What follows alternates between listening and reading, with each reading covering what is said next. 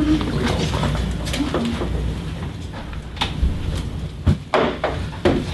like to call this committee of the whole meeting for Tuesday, November 14th to order. We have our regional director, Director Russell, with us. No, we do not have another councillor. You welcome him aboard. First item, you adopt the agenda. May I have a motion to adopt the November 14, 2017 agenda as presented? Councillor Ross, Councillor Hammond. You don't need to second it. All those in favor? Anyone opposed? So carried. Just a reminder that we have an in-camera following directly after the committee of the whole meeting. Registered petitions, delegations. Well, we move right on to regional topics for discussion with our director from Area D. Go ahead, Director Russell. Thank you very much. Good morning, everybody. So I have 4 pieces that I wanted to touch on for conversation today, and I think almost all of them you've heard me talk about before at this table. So those are giving you an update on where we're at with the agricultural planning process for the boundary, giving you an update where we are for with the trails master planning process for the boundary, and an update on the watershed management plan and implementation thereof, and some of the fire service changes that are in front of us for rural Grand Forks, and therefore obviously impact the city of Grand Forks as well. So the first piece, just in terms of the agricultural plan, if you recall, there's two phases basically to that project. The first was funding we received to deliver an update to the current agricultural plan that we have for the area, which was about 5-6 years old now. And so that we got the final draft of that plan last night.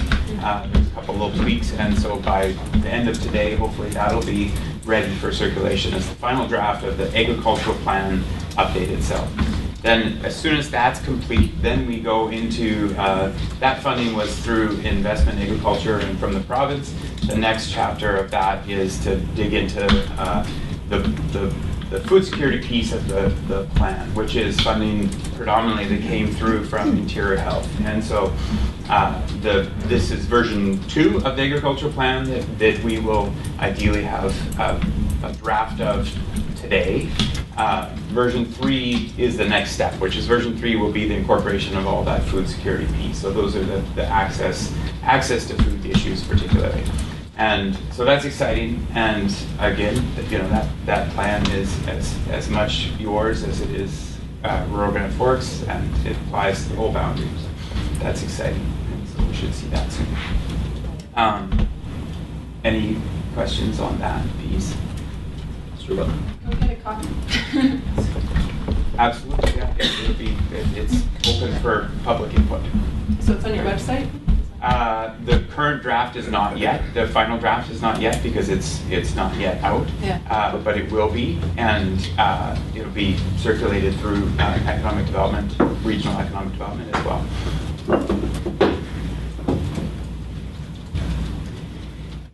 Then moving on, the Trails Master Plan. So that's been likewise. That's a project. It's a child of the Boundary Economic Development table, and so that project is now nearing the completion of phase 1, and phase 1 was the data gathering part of that, and so we now expect to have that wrapped up fairly soon.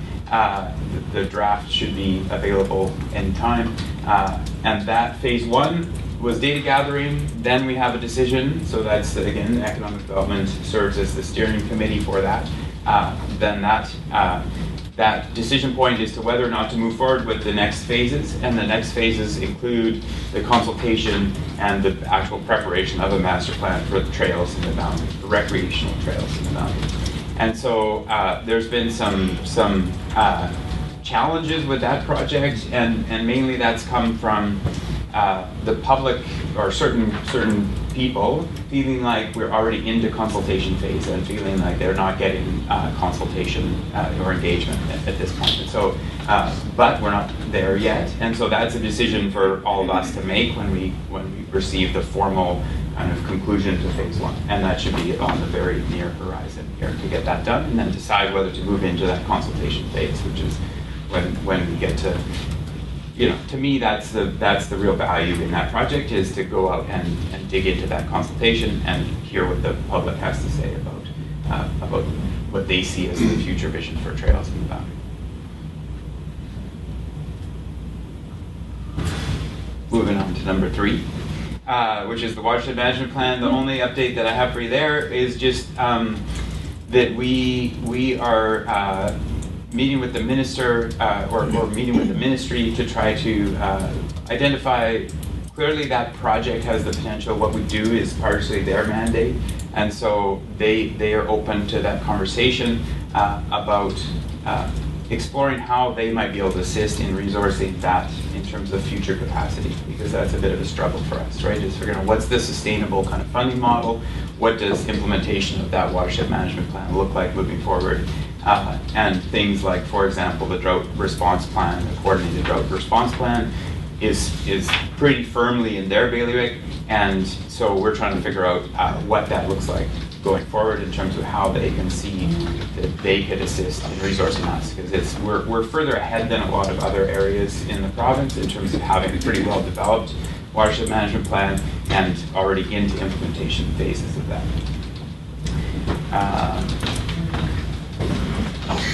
Moving on to number 4. I have a question. Councillor Russell. We're just referencing watershed management and the relation between forestry and water. Has the RDKB looked at the Operation Plan 13 and had any opportunity to input on that proposal, which is cutting, you're familiar with OP 13? Yeah, good question. So you're talking about the operational plans that just came out last week. The ones that came out, right? and the ones that are specifically to the grantee. Yeah. No, we haven't. So there was an opportunity to look at those forest stewardship plans. Those got referred to our advisory planning councils and so on for rural Grand Forks. Mm-hmm. I don't know again what your process here was for looking at those and making comment on those. This has been a long, over the last 2 years, we've been in a lot of conversations with the ministry as well as with the industry, trying to figure out what's our role. This is pertinent for all of us, obviously. What's our role in local government is in looking at things like those forest stewardship plans. The reality is much of that content is so specific that it's not appropriate for us to be reviewing many of those pieces. At the same time, those clearly impact our areas of concern in terms of our constituents, and so it's been a long process, I think, even to get it to the point where we're receiving those for comment. And so that's we have not met to make comment on that operating plan. I think those operating plans are where we have the potential to be a better liaison between the Well, I think the leases. consultation period is actually coming to a close fairly soon. For the opportunity for us to comment on that particular operation plan. There is a deadline for when we can comment on it. Yeah, I believe it's January. Is it? Okay. So BCTS made a presentation to the Regional District Board. I think that was just last week, and it was that those plans came out for comment the day after that meeting. And I'm pretty sure, because I looked, because it's unfortunate when the opportunity for comment falls right around the Christmas holiday, and so but I'm pretty sure that the deadline is later in January, which is good for us all, because it means that we have an opportunity to provide feedback in January at a meeting. Okay, So good. I'm pretty sure there's a decent window there for that. So building that relationship is I think been productive, but it's been a slow process trying to figure out what that looks like between the ministry and local government and the industry. And so I feel like we're all making headway. I think putting it out to public more, though, is going to be more important for us right now, because it seems like they're more open to input. And identifying what is our role as local government between the public. Are we a liaison between the licensees and the public, or are we a separate avenue for input? It's an open question too, right? Yeah, that's an interesting conversation. Yeah. Thanks, Will. Okay, and then finally, the fire service in Rural Grand Forks, as you all know, we've got 4 fire halls in Rural Grand Forks. So there's the city fire hall, and then there's 3 fire halls nearby the city, essentially, and 1 up the North Fork near Hummingbird Bridge. And there's no proposed changes to that hall up the North Fork. The fire hall is in the southern part of Grand Forks. We're trying to identify what the kind of most efficient model is for going forward, and in this case, it's one of those decisions that you guys would appreciate. Is relatively straightforward because the scenario that has the best service associated with it is also the scenario that has the least cost associated with it. So it makes it a relatively easy recommendation from local government. And that is, at this point, we have 2 halls that service all of essentially the same area, which is the vast majority is still within the 8 kilometers, for example, of your downtown hall here. And so the scenario is to close Nursery Hall and to repurpose the Big Y Fire Hall, and to expand our Carson Fire Hall being the one that's up on the west side of town, below Spencer Hill. And so that means that we're then responsible for a lot less in terms of the costs of new fire engines is the big expense, essentially. There's lots of other efficiencies there too. So that'll be we're out for an approval process with the public to look at that, because we still need more funding, because we still need to replace a couple fire engines, and if we go ahead with that plan, then we would have to expand that 1 hall in order to provide capacity to store a couple more engines. A question from the gentleman in the back, then Councillor Tripp, and then Councillor Thomas. It's my understanding that when service levels drop or change, the insurance industry will change the rating, and therefore the insurance rates on homeowners and businesses, etc. How many property owners does this affect, this change? Sir, can I please ask you to identify yourself for the record? Oh, Les Johnson, GFTV, citizen of Grand Forks. Thank you. Between 10 and 12 homes is the last estimate that I saw, and that's the number. There's a group of homes in Manly Meadows that are currently within 8 kilometers of Nursery Fire Hall that will no longer be within 8 kilometers of any fire hall an active response hall at that point.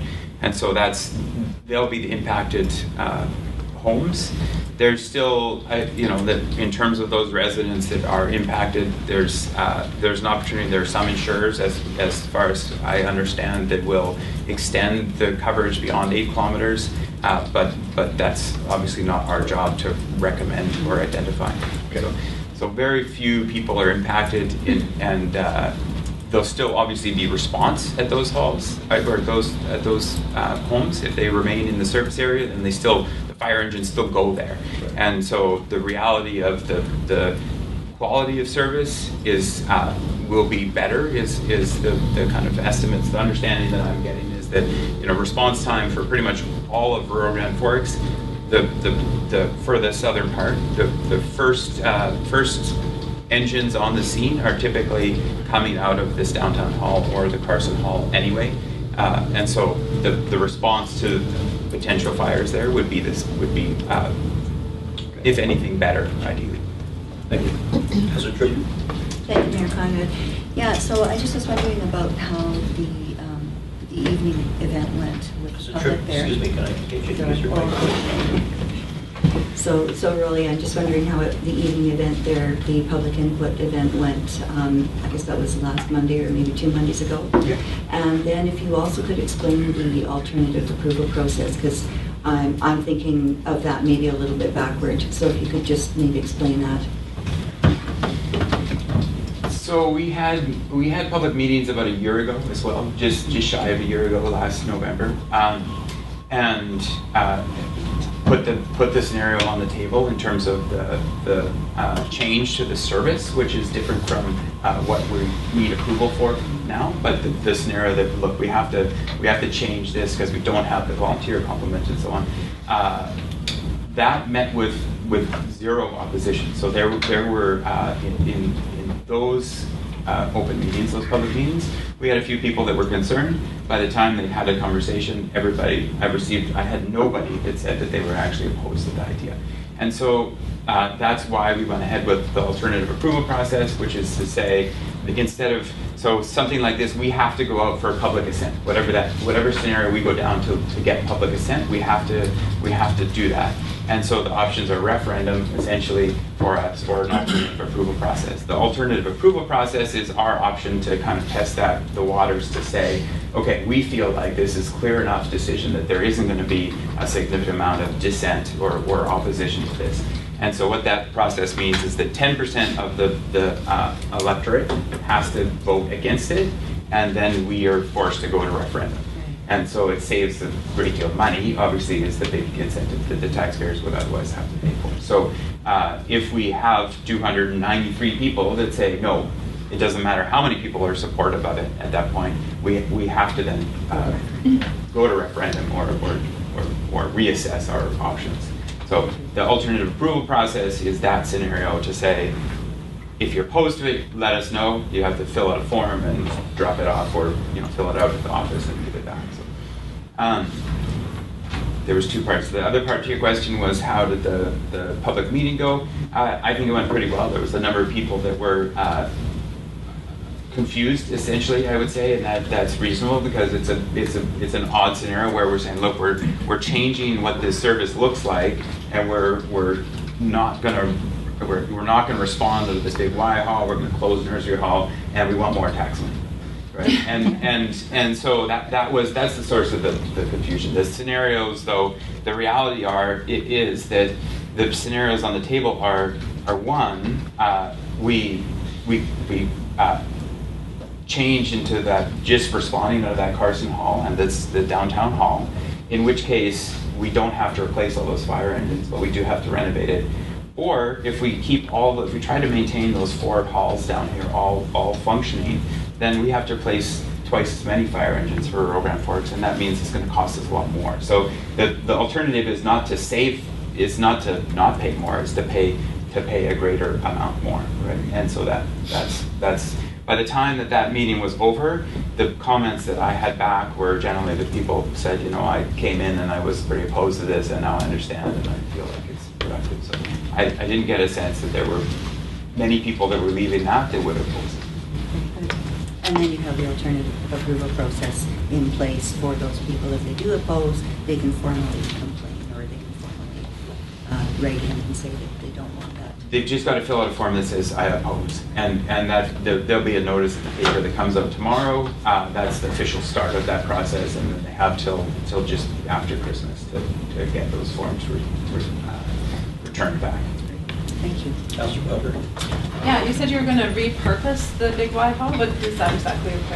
At this point, essentially, the conversation is, so for the immediate future, it would be potentially for training for the fire department and for storage, but the other aspect of it is search and rescue. Right now, search and rescue operates out of the nursery hall, but the nursery hall doesn't have the roof height for their command vehicle.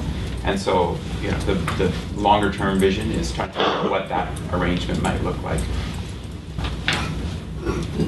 Any other questions? Councilor Thompson?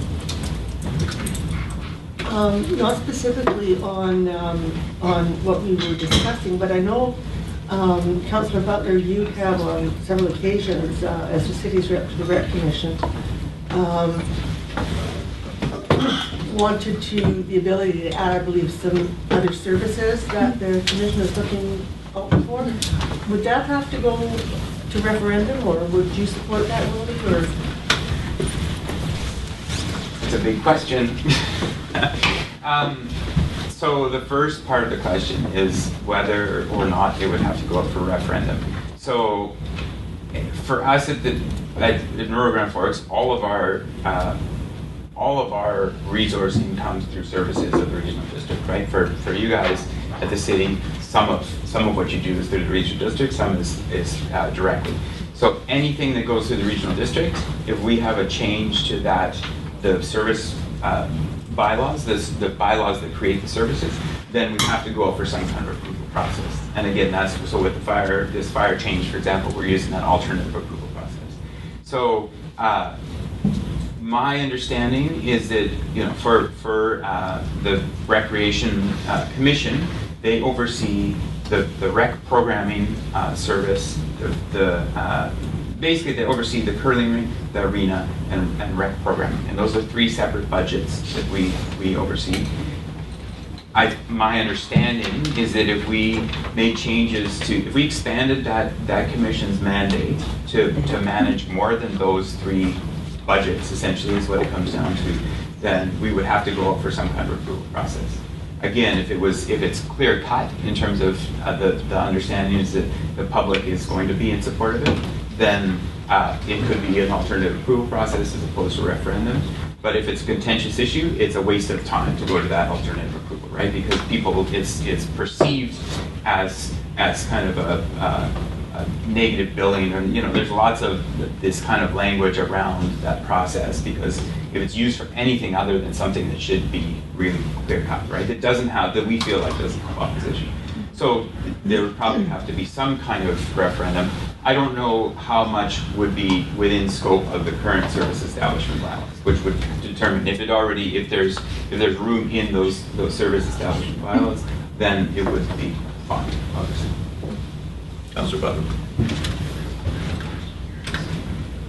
Oh, I need to turn your microphone on.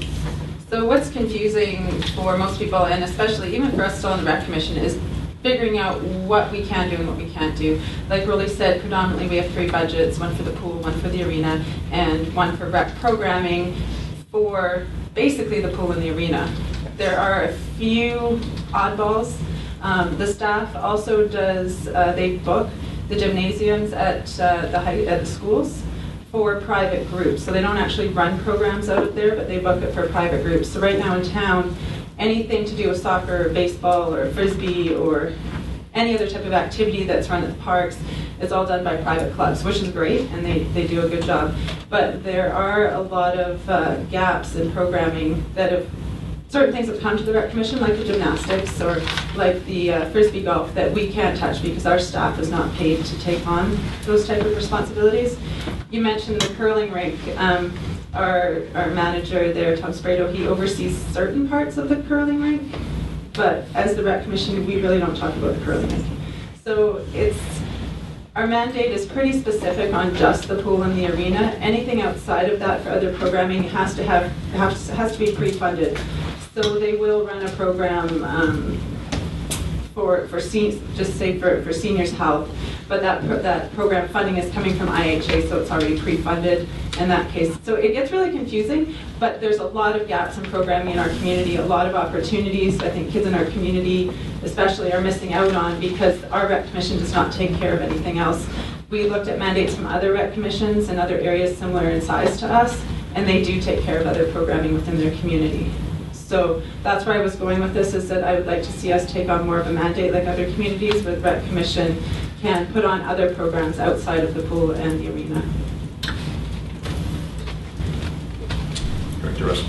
And one of my, I think, main focuses since I've been elected has been to try to help build better models for what I think in terms of how we do business as elected officials. And I think tables like that are what I think we ought to be relying on more often for our decisions at these tables, right? So we're elected, but the reality is whether we're talking about economic development or whether we're talking about recreation or whether we're talking about our watershed, in my mind, the ideal model for how we do business is to receive input from a group of people that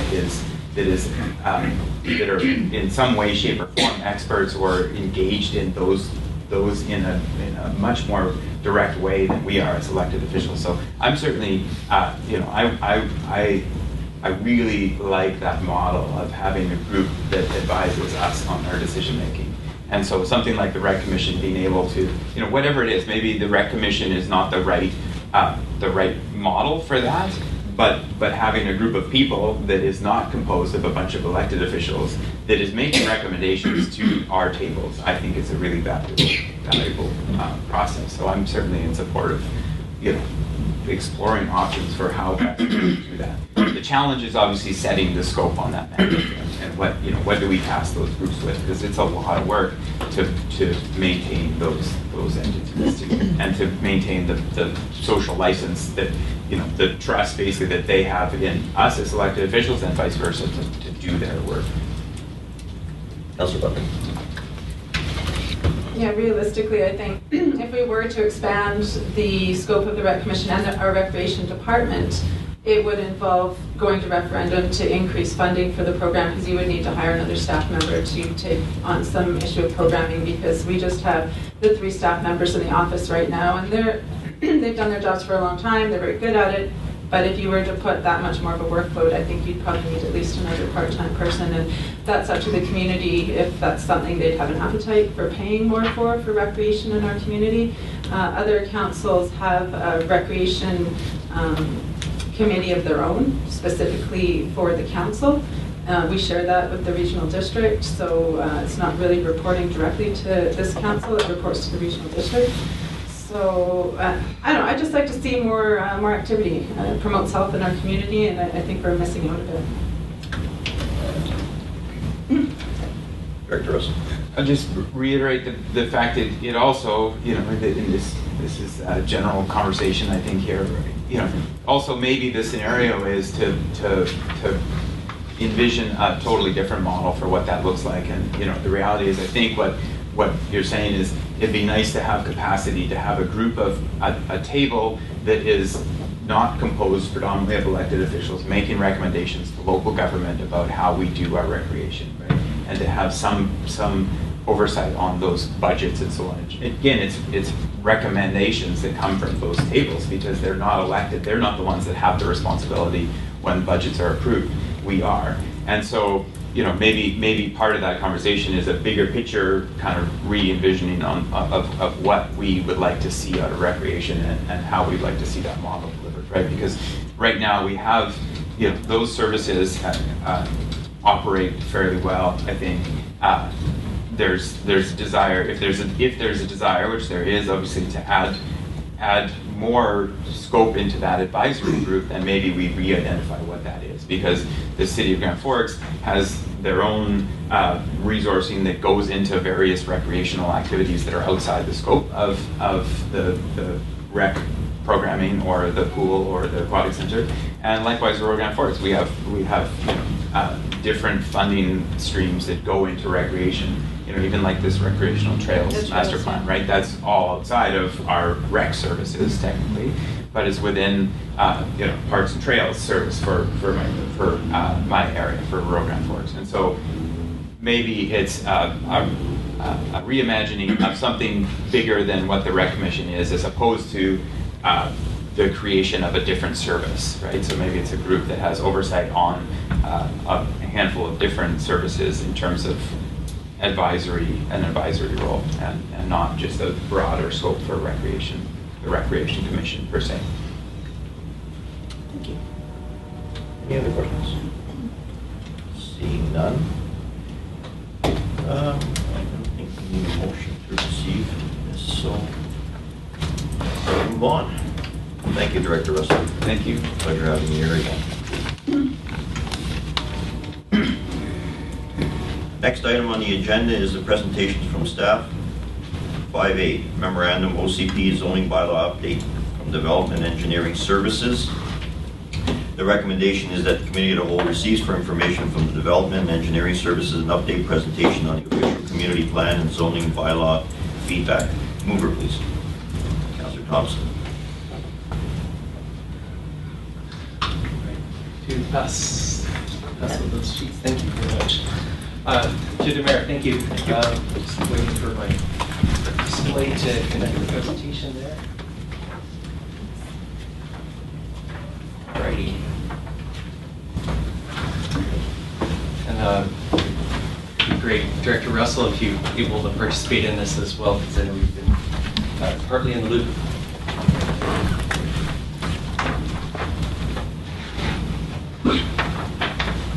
All right, thank you. Good morning. The purpose of the presentation today is just give a chance to go over some of the details about the proposed changes to the official community plan and zoning bylaw. To recap, many of these were introduced back in June, and then there was a council workshop in July. We brought the draft bylaw changes for first and second reading at the end of last month, and had a considerable discussion about them with the public at the open house last week. So we've kind of been learning and picking up a couple things that need a little bit of adaptation, but I wanted to give council and the public another chance to kind of see what was going on before we go into the public hearing process. So today we'll talk about this official community plan update, talk about the OCP, talk about changes to the zoning bylaw, and then look at the bottom line and the next steps. So as people have wondered about this, I wanted to talk about the official community plan and what the purpose of it is. It's defined by legislation, and looking around the province, I think we're one of the only ones that doesn't have the official community plan as the actual name of the bylaw. It causes some confusion. I've been asked a number of times by colleagues in the province about what's with the name, and indeed others of our own bylaw documents actually point to the official community plan as opposed to sustainable community plan. So we can have a subtitle, Sustainable Grand Forks or something similar, but the official bylaw language itself. So this is kind of one of the topics proposed in the amendment. There's some administrative items in the OCP update. Some new language on sustainability and smart growth, some new policies supporting affordable housing, and some information kind of guiding look and feel of what accessory dwelling units, how they might be enabled through the zoning bylaw. So we'll start at the top. Director Russell will be happy to hear that we actually updated all the names and included the current planning documents, the current Area D rural Grand Forks electoral area official community plan. Another kind of minor item in the OCP is moving the density statements, the number of dwellings per hectare, to the land use descriptions for consistency. So we had them in two places. So you'd see, 20 per hectare for low density residential, 40 per hectare for medium, and so on. And you'd see them both in the smart growth section as well as the land use. So that's one of the minor changes. All of these changes and much more detail are in the table of changes, which I've prepared, and it's also on the website to talk about. Spent a lot of time looking at the sustainability language, and also smart growth itself was a really good planning idea that emerged in the late 90s and was very popular through the 2000s. Since then, language has evolved a little bit, and the organizations themselves, in fact, the website that was included in our old OCP version, they've since gone defunct or they've become new versions. And I think a lot of the emphasis in the planning language is just looking more broadly, trying to step away from smart growth as a particular term because it might not necessarily apply to all situations that you want to use it in. So I clarified some of the sustainability language and tried to make it more consistent with what we're seeing in other planning documents, and then added in an affordable housing definition, and we talked at length about that in the public meeting in February, where we had a discussion about affordable housing in Grand Forks. There's a number of policies that you'll note on, I guess, section 4.3 in the table that these go back to, these were identified for the February open house and were discussed at length, but they basically give council going forward in the future some ideas of things that are under consideration and are worth supporting. Everything from supporting nonprofit organizations, enabling use of city-owned land, consider using revenues from land sales or other dedicated funds for land banking or affordable housing reserve. There's a number of planning and administrative tools that can be used, and having the policy statements in the official community plan puts them on the table for council and makes it so it's not an ad hoc decision without policy context. Another set of tools that is definitely interesting include housing agreements, density bonuses, or revitalization tax exemptions. where you can specifically identify what the outcomes are for affordable housing or sustainable housing, like passive house or LEED standard. Maybe you want to see some exemption from municipal portion of the tax revenue for a number of years. These are things that need to be identified in the OCP for consideration and then taken forward through the appropriate bylaw development processes. And we've started screening for what would be involved in those, but this kind of puts them on the table. And then the big one there, removing barriers in the zoning bylaw, lowering minimum dwelling size, enabling garden suites and laneway houses, and other measures that help increase the density and infill development while still retaining the character overall of the place is kind of the overall intent. And we'll get into those in a moment. But in terms of guidance, the official community plan has development permit areas within it that basically everything from commercial development, the form and character of commercial development, intensive residential use. You can put in a number of statements that basically spell out how this looks, how this feels, and so I think the feedback around some basic information on accessory dwelling units and tiny houses will help the department and help council as we go forward in the process. If we require a development permit for these applications in any zone where the detached dwellings would be allowed in the zoning bylaw, this would be able to be blanket applied until council feels comfortable with the process going forward. It can be amended as we go. And the intent is to really allow that incremental densification where it's appropriate, help those compact and cluster development patterns happen, especially closer to service areas in downtown. Encourage that variety of housing forms that was included in the official community plan language without any tools prior to now. So there's some tools now to help define it. Integrate within the surrounding neighborhood and provide some strong guidance and sustainability features. So that the draft development permit area is in the draft bylaw that was before first and second readings and the public hearing. I think that that can evolve as we go forward. When I was in Nelson on the weekend, I heard about they're actually working with an architect and small housing BC organization to create some pre-approved laneway house designs, so that basically they have, here's a design, here's how it would fit on the lot. If you follow these parameters, then you'll be able to actually just get it on a rapid basis, and that would help expedite the process, I think. So there's some more tools that we can use to help implement this approach. So moving to some zoning bylaw changes. The major issues include size, the placement, density, parking issues, and then some other minor changes.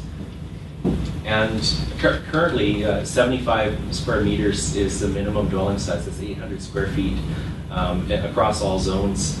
And for people starting out with a smaller cottage than that, or indeed a tiny house, that presents some barriers.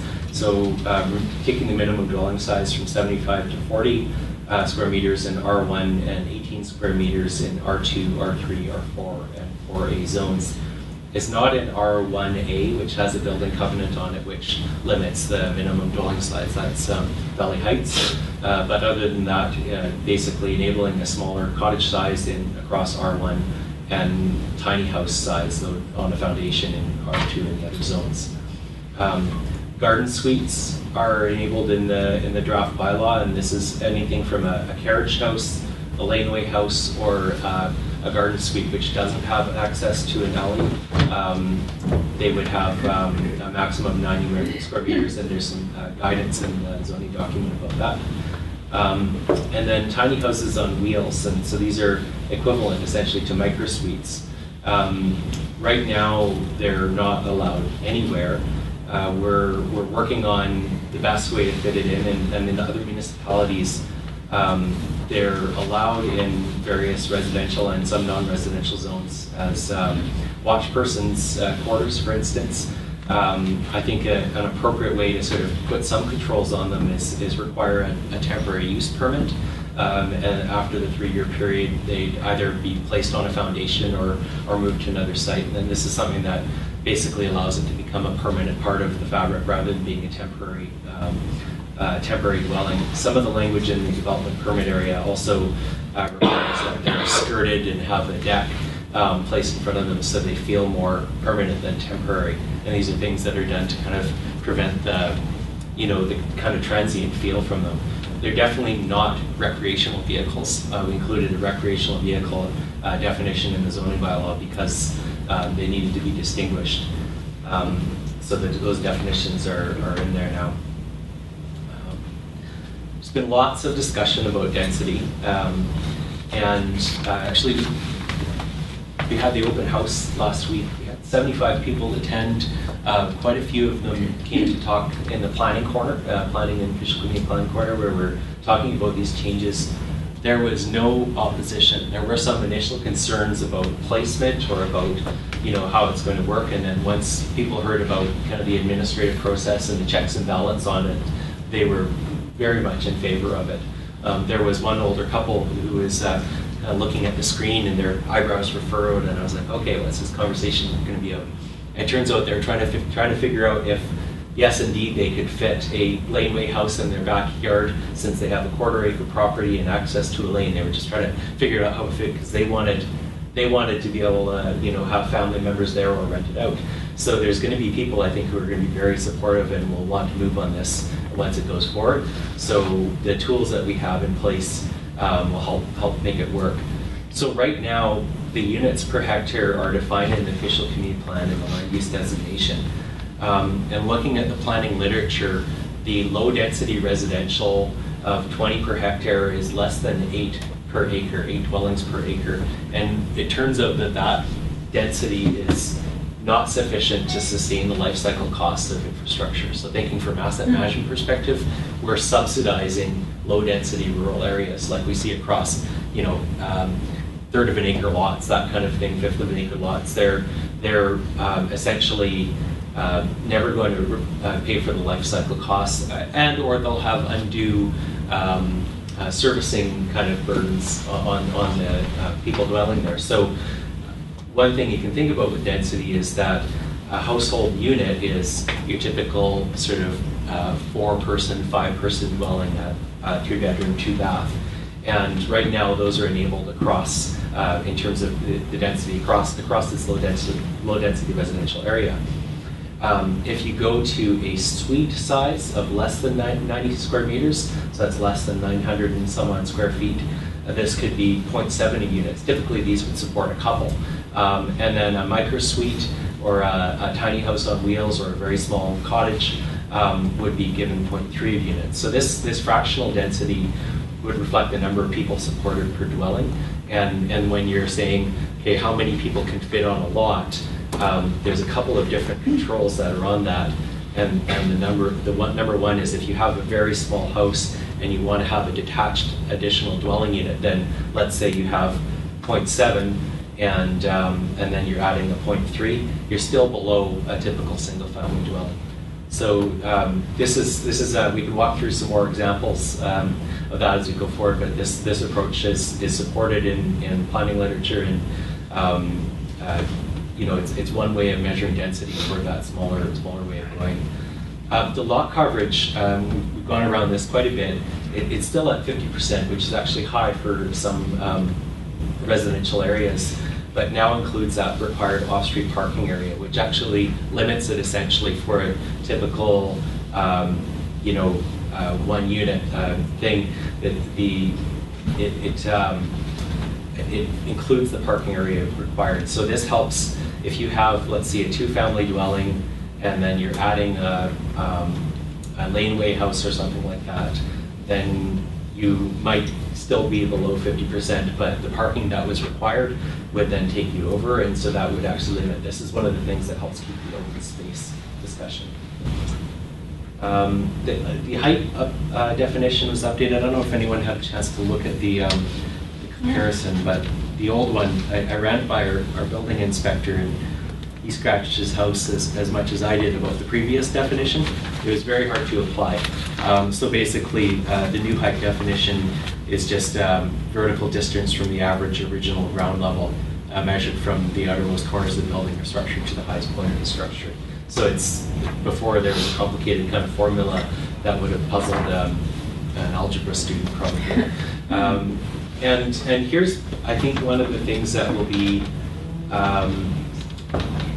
probably need the most discussion and maybe further review before going forward. But our current height for commercial and residential buildings in our highest density zones are 40 feet.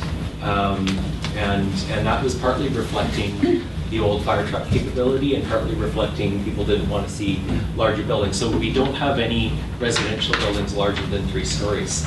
And in talking with David Bruce, our building inspector, and talking with the fire chief, we can actually accommodate a greater amount, and the fire truck can support that. So whether or not that actually can be supported with the surrounding neighborhood is a really important issue. So we might need to add some more information before we take this part of the bylaw forward that says, you know, do we want to have a 6-story building in this site? Just a quick question, what zones does that apply to? Thank you, through the mayor. This would apply in core commercial and multifamily residential. I think core commercial and there's that, yeah, there's a couple of zones that I think are on that page.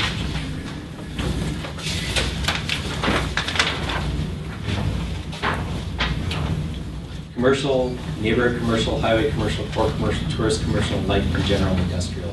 So that's the proposed, and of course it can be limited as per council's wishes on it. So I definitely would want further input on that, and I think the public hearing also provides, allows input on those before we go back for more discussions. An alternative might be 60 feet or 18 meters for 4 to 5 story buildings. If we want to allow an increment, so if we're looking at 3-story buildings now, we want to look at 4 to 5 story, 60 feet might be in scale with the community.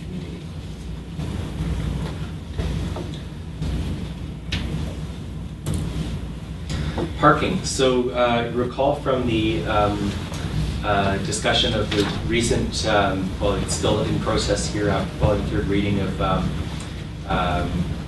Bylaw 1606A6, which enabled the multifamily residential conversion that 1 space per dwelling unit less than or equal to 90 square meters. So currently our zoning bylaw requires only 1 parking spot, off-street parking spot for a suite, and this would make houses that weren't suites only require 1 parking space to be dedicated off-suite. And so that's very much in line with you know, with their own zoning bylaw, but also with other municipalities. In areas where there's transit-oriented development, where you have a rail line or a bus corridor happening, a lot of municipalities are now removing the off-street parking to 0, the requirements to 0, and actually putting caps on off-street parking. So there's changes that are happening in bigger municipalities. We're not going there yet. I think there still needs to be some off-street parking there.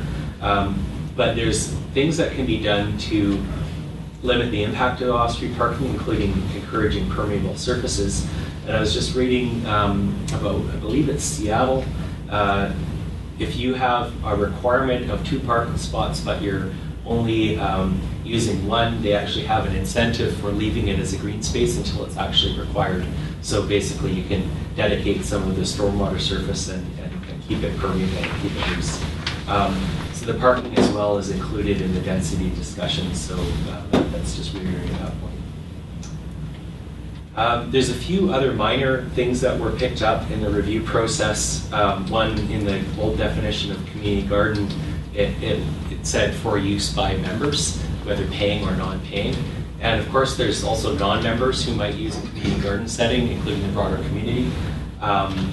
The other proposal was including enabling community gardens in all zones where they might happen. So for instance, the Rockville Community Garden, Kettle River Community Garden there is in an R1 zone. So it's an existing non-conforming. It's a case where a piece of land might be available, able to be dedicated for that purpose. You just go through the license of occupation type process if it's on public land, or if someone wants to put one in a wedge of land that they happen to own, then it can be an appropriate use potentially.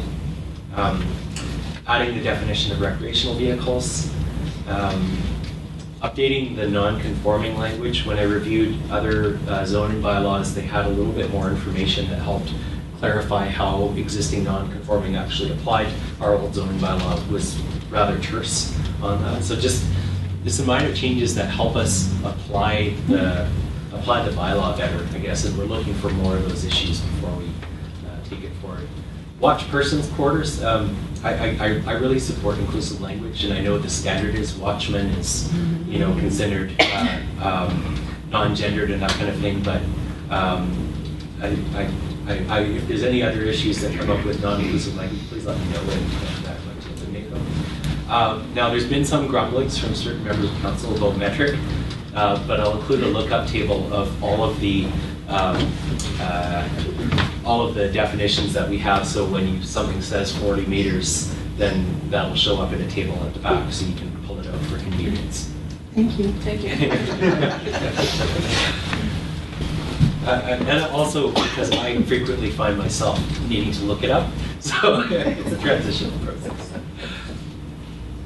So the bottom line, and going back to when council first discussed these changes in 2016, the OCP needed to have some stronger direction for actually supporting affordable housing. Now that direction is at council's discretion as appropriate, right? So if there's budget sensitive items, they still need to be handled that way, but it provides some tools for consideration, and that can be tailored to specific settings. Some of the precedent that council's already, not precedent, but some of the approach that council's already doing includes waiving development fees or dedicating land.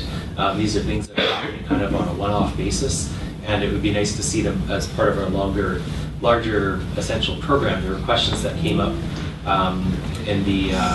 during some of the discussions this year about habitat that referred to, well, how much land has been dedicated and how much money has been waived over time. And I think we'd like to sort of see that part of a continuous program that council can see how those go over time. So I think that language needs to be in the official community plan on that. Removing barriers. The BC building code no longer has a minimum dwelling size.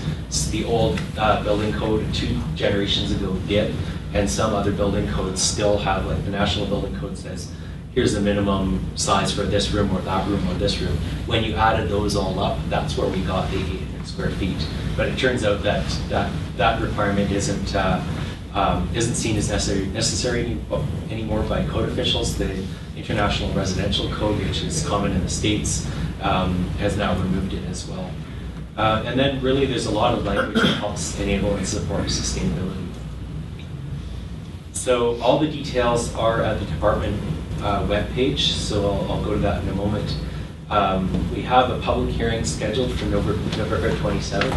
If there's a lot of interest on that given day, council of course can choose to have another session on it, and then after that point, the feedback can go into subsequent minor changes. If there's any substantial changes coming after the public hearing, especially that affects the land use or density, then it needs to go to public hearing again. But if we're not actually saying, oh, there needs to be more industrial over there, or something else, that it doesn't necessarily need to go to public hearing before going to third reading. So the process going forward allows for more feedback, and if there's any big showstoppers that come in, things that go, okay, wait a minute, that's off the table for now, that can come, I think, after hearing from the public, before we go to third reading. We don't want to go to third reading and then bring it back.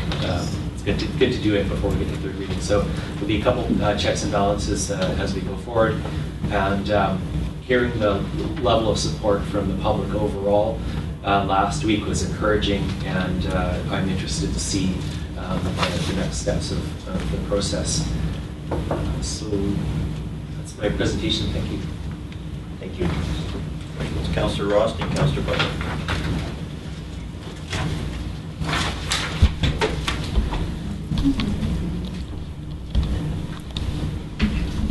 Thank you, Mr. Mayor. Through you, I just want to say thank you very much, Mr. Watt. That is one of the best presentations I've seen since I've sat in this chair. It's exactly what we've been talking about ever since we were elected into this council. It's progressive. I like the way that you've streamlined the language. You've made it more understandable.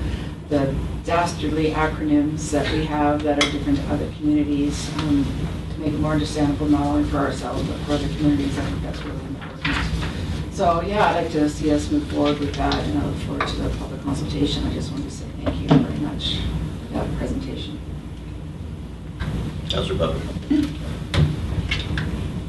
Yeah, I would echo Councillor Ross's thoughts on that. I can see that Mr. Watt's put a lot of time and consideration and a lot of research into why he's laid things out the way that they are.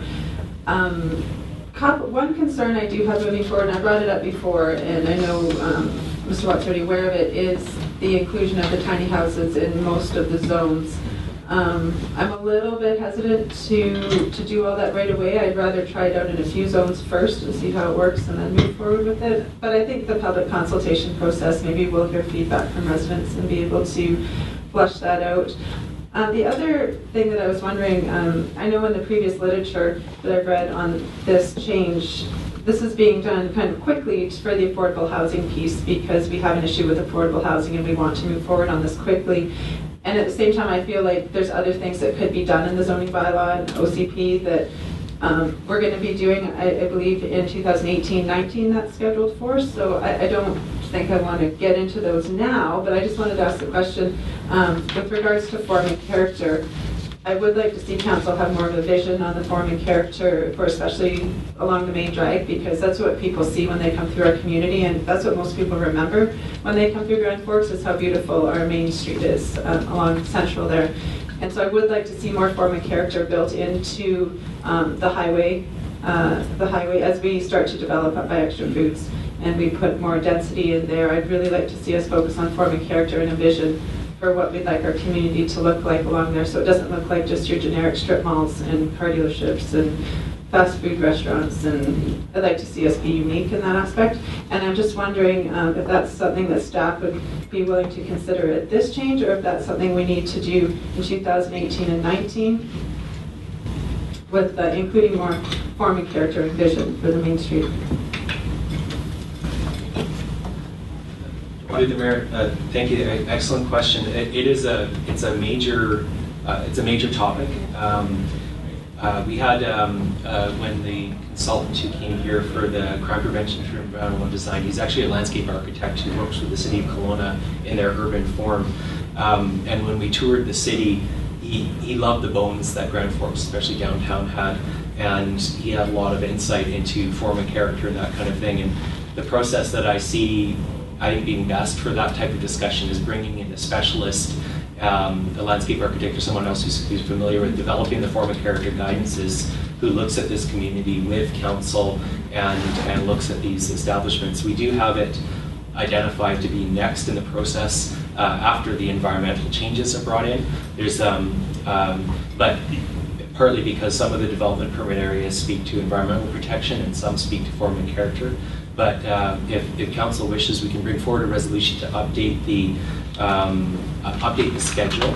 We're bringing forward an upcoming update to update the schedule to do the form and character components before, to bring them in next, basically, if it's a high priority.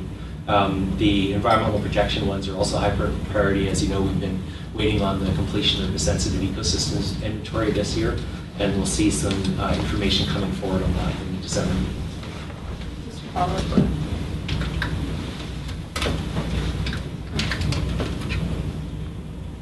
Yeah, I just wanted to thank Mr. Watt for that, because I'm concerned that we don't have a lot of time here. We're getting a lot of interest in our properties. We have a huge increase. I see on our manager's report, I'm going to ask about the 7 different development permit interests that have come forward, and I don't want this to be 3 years in the future when the Okanagan influx has already started to happen. Things have already started to be built, and we've lost control of the form and character of our communities. So I think it is important that we do this quickly and really give some consideration to this before the end of our term. Councillor Thompson. Thank you. Through you to Mr. Watt. The report and the presentation that you gave, did that incorporate, I believe I understood it incorporated some of the information and feedback you received on your open house? Yeah, the presentation and the table report actually was all done prior to the open house. There was no new information that came forward from the public. It was basically in support.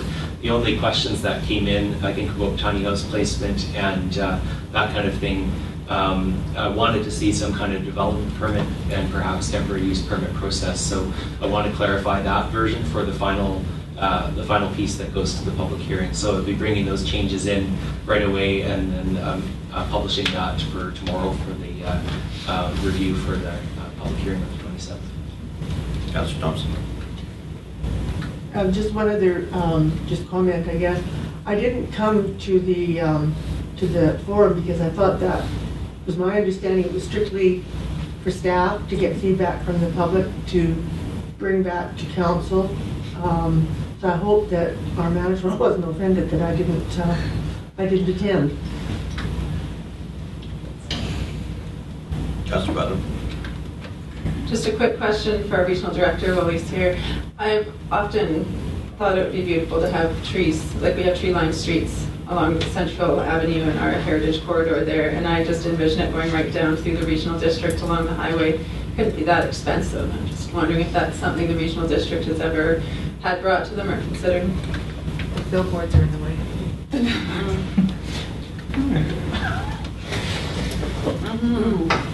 Director Russ. No, I don't think it's been considered. I think, again, because for the same reasons that we spoke to earlier, so all of my budgets have to be identified through a service.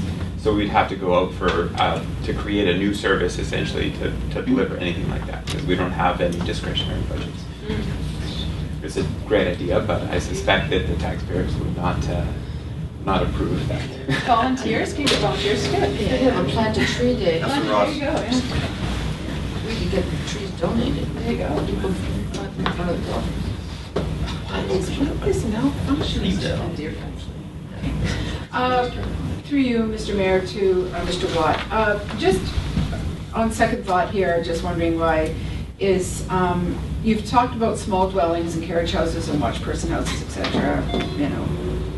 But we didn't talk about pocket communities specifically, and they seem to be really a relevant way of addressing affordable housing and small housing and environmental housing issues. So why was that not included in the report?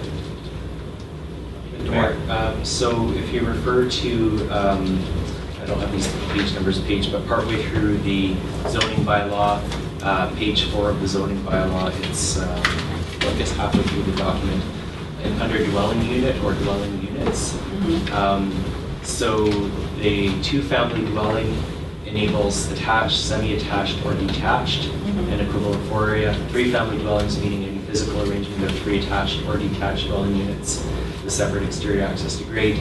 And multifamily dwellings commonly referred to as either townhouses if attached or pocket neighborhood if detached. Okay. So they're explicitly enabled. There's, I think, probably, I think if we would be bringing them forward, they would be within a multifamily residential type zone. Currently, there are some multifamily zones that are large enough to accommodate pocket neighborhoods, and having this language in here helps. I think having some development permit area language around pocket neighborhoods would help guide them a little bit, and that should be definitely a priority for that discussion. Okay, thanks. I haven't read this document yet. I just saw it for the first time today, so thanks. I just didn't see it. Thank you. Councillor Butler.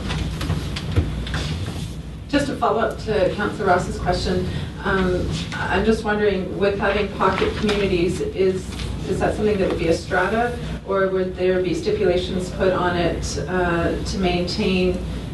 I'm concerned that these pocket communities could be bought by one person and then rented out as low income, and then you're going to have a pocket slum. And I just wonder if there's language that we could put in there so that these pocket communities don't turn into low income rentals that become like a little slum neighborhood. Well, just because people have low income doesn't mean they create slums. So So do we have any other questions? I just wondering if I could get that question answered. Is there language put into the zoning so that these small pocket neighborhoods are maintained at a certain level rather than falling and degrading? Through the mayor, probably the easiest way of doing that is through requiring them to be strata, which would then have that requirement. I know stratas could decide to have controls on the number of rented units. I think we would want to be cautious that it doesn't exclude rental opportunities, which is one of the objectives. So if we look at the conversion of formerly rental dwellings, the Rancho Villa on 68th, off of 68th, the 20th, 19th and 20th streets there, or 20th and 21st streets. They used to be rented apartments, and now they're all owned. The Cutter River Villas, or what's the tall building, Riverview Estates or whatever, and that used to be a rental building. It was converted, and so ultimately there can be some controls put in place for helping keep things, and having that strata common ownership of the common area in a pocket neighborhood, I think definitely help. But I think flexibility would be the recommendation, that maintaining rental units is an important objective. So It could be also co-op housing too. absolutely. Councillor Thompson. Thank you, Your Worship. Through you to perhaps Mr. Reid, because you were also part of the open house, were you not, with respect to, and now that Director Russell is here, I'm going to bring this up again, and it has to do with the recycling within NBC, and the bins that we've been given to put our recycling in. What happens in the winter when there's, has there been any discussion or consideration when there's rain or a lot of snow and particularly the paper gets wet? I prefer the bags to what we have now. So is there any way that can be discussed and changed? Who wants to be quiet? Gentlemen, who wants to challenge that one? I would add, well, I appreciate that you recognize that it's NMBC that's making those decisions. That's a common concern, and we've heard a bunch of that through the regional district in terms of people being anxious about what that's going to look like in the middle of winter when we have heavy snowfall. So it's a contractor that we don't have that influence on. As far as I understand, we've relayed those concerns, and like you say, the bins have been a source of friction since they appeared, for sure. You could turn one bin over on top of the other bin and make it a lid. I'm sure it'll be rectified once they realize the problem they're going to run into it. Yeah. So it'll be their baby, so to speak. Councillor Hammond. Yeah, on the same topic, I've also received a lot of complaints, especially from seniors. They're walking with a cane. They have problems on the winter anyway, and they're trying to drag a bin to the curb, and I just don't see it as being feasible. Okay, do we have any other questions to our matter of operation? Mr. Reid, go ahead. Thank you, Mr. Mayor. We did have a conversation with both the service provider and with regional district staff about the concerns that were brought forward, and they had a few suggestions for people. People were stacking them. They were putting something over top, whether it's rock or whatever, to keep the paper in, or they put some sort of cover on there with a small weight. But really the key for them that I heard was that the single stream bags that they had, they were getting a lot of contamination. It was over 20%. And with the new bin program, it's under 3%. So there was some good things happening. There were some struggles with the change, but overall they feel it was working well, and we're kind of leaving it up to the homeowners or the users to come up with a bit of a solution on covering it up, because it didn't seem to matter for the recycling purpose, so. Put the bin in the bag. Yeah. Councillor Hammond. Yeah, we may have reduced the amount of contaminated items going into the recycling bins, but I can guarantee you that we've increased the amount that's going to the landfill because people just are not bothering because of the sorting issues. It's become quite complicated and complex, trying to figure out what is recyclable and what isn't, and a lot of things that they won't take are recyclable. And I'm finding myself with multiple bags throughout the house to take to the dump, up to the recycle bins up there, because they are recyclables, but they're refusing to pick them up out of the bins. It's considered a contaminated item, although the recycling bins up at the landfill will take them. And I guarantee that a lot of people are not going to that effort, and they're just going in the garbage. In front of her. Not so much a question, just as when MMBC sent a member, oh, sorry. Microphone. Does someone have theirs on? Yours turned on? Power button. Sorry, okay, God, Front come on. button. Okay, Kate Sailors for the Gazette. When MMBC brought in this change, they brought Bill Patton, their local person for this area, and the takeaway I took from that presentation when he answered questions like this was that you can use whatever vessel for your recycling. It just can't be a bag. It can be something on wheels, it can be a Tupperware with a lid, it can be whatever. It just has to be separated. So I don't know if that helps, but he said it can be on wheels, it can have a lid. Homeowners can do whatever they want as long as it's sorted. All right, so I'm going to call the question. All those in favor of receipt? Anyone opposed? So carried. Okay, moving right along to item 5B, the monthly highlight reports from the department managers. And the subject matter is staff request for council to receive the monthly activity reports from department managers. Recommendation is committee of the whole receive the monthly activity reports from department managers. Mover, please. Councilor Thompson.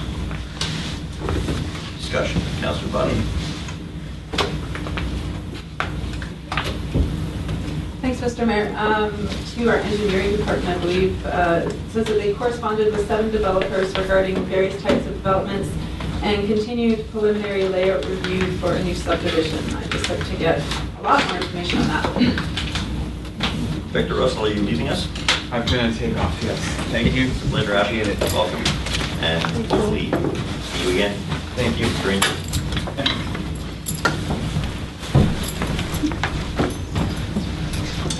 Hey. Sorry about that. Over here. There you are.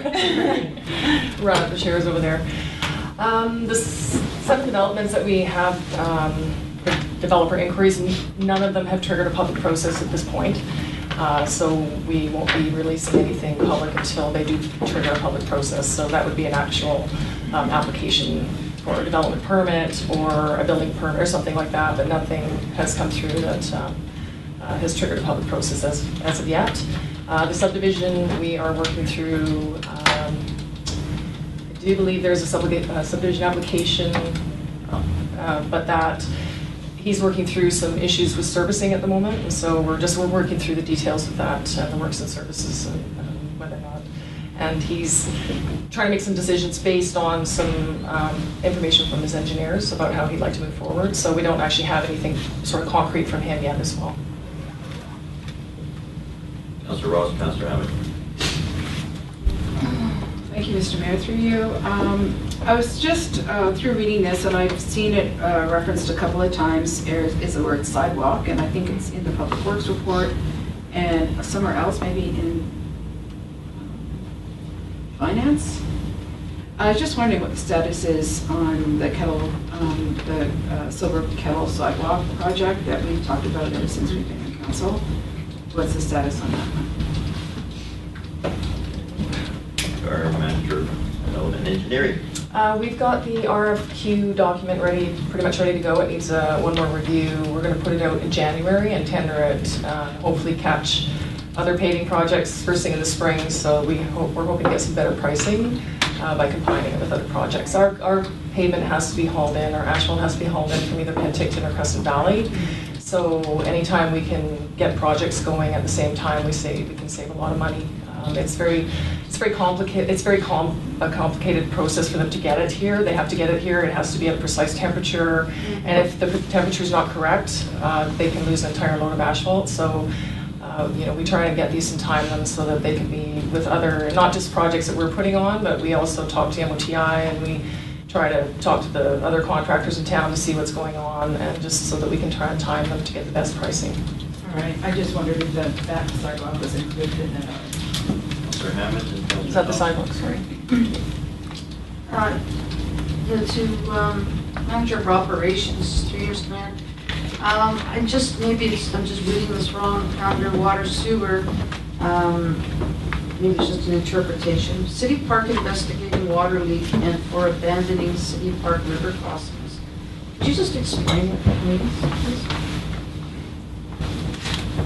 Through you, Mr. Mayor, we were looking at decommissioning that water line that runs underneath the river when we replaced the water on 5th Street. So we put it on the bridge and ran it through or past the community garden and tied in on that side.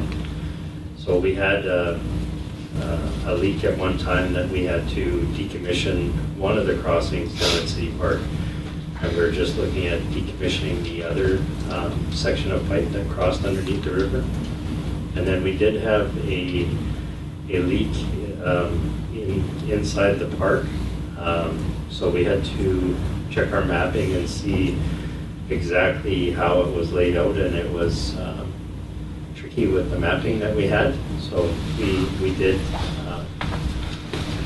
finally get some valves identified and figured out what was the, I guess not the cause of the problem, but how to isolate it if we had to. So that was repaired. Councillor Thompson and Councillor Weber. I just wanted to follow up on what you just said. Just a quick, where was that pipe leading? It was in the middle of nowhere. Yes, it came down through City Park and then it cut through the field, and it actually fed the senior center, and then it came back around and it fed the campground on the other side. So yeah, and the public washroom down by the BMX. So, yeah. Councillor Thompson. Thank you. This is back on the paving, and 22nd Street, is that basically the same response as the solar kettle that you're waiting? You just want to nod. I can let the public know that you agreed that that's what the issue is with the paving of that. Part of it, yes. Yeah. Having more than one project going at the same time, and yeah, we kind of ran into the same thing with 22nd Street that they ran into City Park. Was once you open up the ground, the records from the 50s and 60s and 70s are pretty, well, non-existent in a lot of cases. So when we opened it up, then we find out what we thought we had in the ground isn't what we had. You know, it has to go back to the engineers, because then they have to look at and redesign. So that, you know, can delay the project. And then, yeah, we kind of ran out of summer this year, and we could have proceeded with the paving, but the paving contractor wasn't ready. He wasn't sure if he'd warranty it, because if the temperatures drop below a certain point, and like I said, with the asphalt, they have to get it here at a certain temperature, and so he wasn't sure if he would warranty the work, and so we have to give them, you know, several weeks notice for the product, and so we decided not to go forward with the paving this year, because we want to make sure. I mean, those folks have waited a long time. They've been very patient, and we want to get it done right, and we want to make sure that we do have it warranted. Lady in the front row. Thank you, Kate, for the Gazette. I don't know, is there someone here who can answer a question about the building inspection and bylaw services report? Is the manager here, or? Maybe somebody else. Building inspector? Cookies, Andy.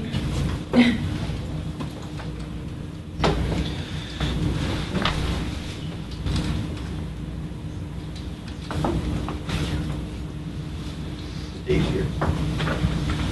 He might be out on this. Yeah, I thought I seen him. Would you be willing to ask a question? Because I believe Mr. Bruce is not in the building. I'm not sure Oh, if he is. you might do, which question? I think he We could might be out on Throw it this out there question. anyways. Yeah, okay. Ask a question and we can get it to him and we can get the answer back to you if it's not, or somebody else might be able to respond. Sure, yeah. I had two questions about his report. First of all, was one I had asked when the project was just starting. This removed camp from below the Yale Bridge and rendered the site uninhabitable. So I understand that has now happened. And at the time, I couldn't be told what uninhabitable meant because it would jeopardize the project. So I'm wondering if you can clarify what that means. And then the second thing is, the next item, $3,000 of contractor's tools recovered, 2 bicycles recovered. Would that have been in conjunction with the RCMP, or do bylaw services have the power to do that kind of recovery? I didn't think that was within his mandate. Sure. You. Mr. Mayor, perhaps I can talk a little bit more. Of course, if it's to do with a criminal activity, it would be out of our purveyance. But I believe that there was some partnership that went with law enforcement officers in conjunction with liaising with the RCMP, that there was just some help in relocating and getting materials back to the original owners. So I think it was just some assistant help that our people did to help with the RCMP, from what I understand.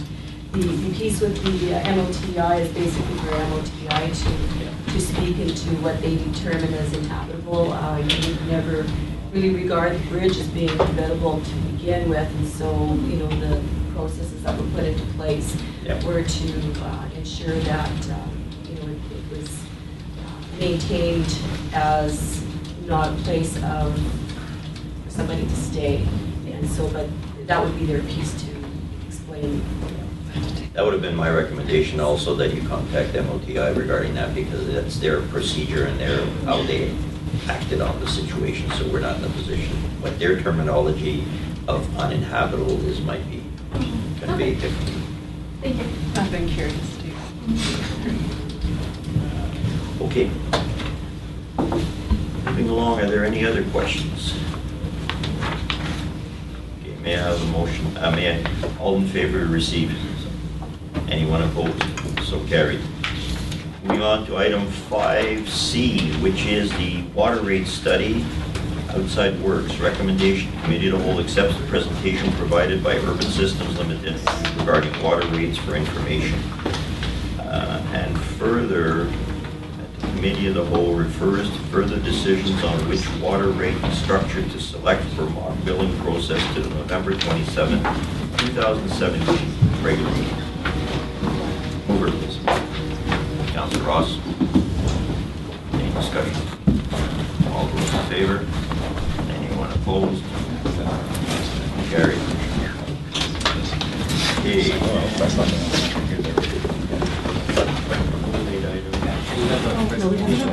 Oh, we have a presentation. My apologies. There you go. Yes. You might have the first question.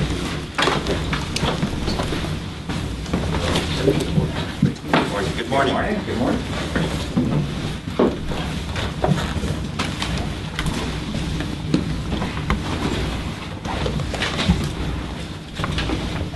All right, thank you. So with me today is John Weniger from Urban Systems, and we'll just review kind of the water rates review that we went through and some options for council to consider. Thank you, Mayor Conrad and council, for having me today. It's good to be back. I think I was here last in May when we had our first meeting. Yes. And at that time, we said we'd go away and collect some information over the summer on water use and then come back with a few options for your consideration. So that is my purpose here today. Take it away. Okay. So what we'd like to do today is get your input and direction on the rate structure you'd like to implement for the mock billing that would start in 2018. So in moving in that direction, here's kind of an overview of what I'm going to speak to. We're going to review the rate setting objectives, and these are the same objectives that we we talked to in May when I was here last. I'm going to provide you an overview of the water use data that was collected, so you can see kind of how much water is using and when it's being used. And then I've got 3 rate options for your consideration. And certainly you could have all kinds of variations, but these were 3 that we thought were reasonable and could make sense for them. And then finally, we're not going to make a recommendation, but we're going to give you a little bit of an evaluation of how each one of the options met the objectives. Okay, so if you recall, here are generally the objectives that a community will have when they're setting their water rates, and they're different for every community because the challenges and the goals of the communities are going to be different. But generally, one of the main objectives is conservation. So you want to encourage people to conserve water and use it wisely. You also generally want to have an equity within it, so you want it to be fair to all the different types of users, your residential and your non-residential users. And it should be defendable. It is a fee and a charge. It's not a tax. So technically, you should be able to defend why you're charging your customers the amounts that you are. Revenue stability, that's another objective. You want to make sure that the revenues you're generating are predictable from year to year so that you can budget for it and meet all your costs. You want to make sure that they're sustainable as well so that you can cover the costs of running your utility over the long term. Affordability, you want to make sure that the charges are reasonable and wouldn't be punitive to any particular user. And then lastly, simplicity. You don't want a rate structure that's hard for your customers to understand. And you wouldn't want one that's overly cumbersome for staff to administer.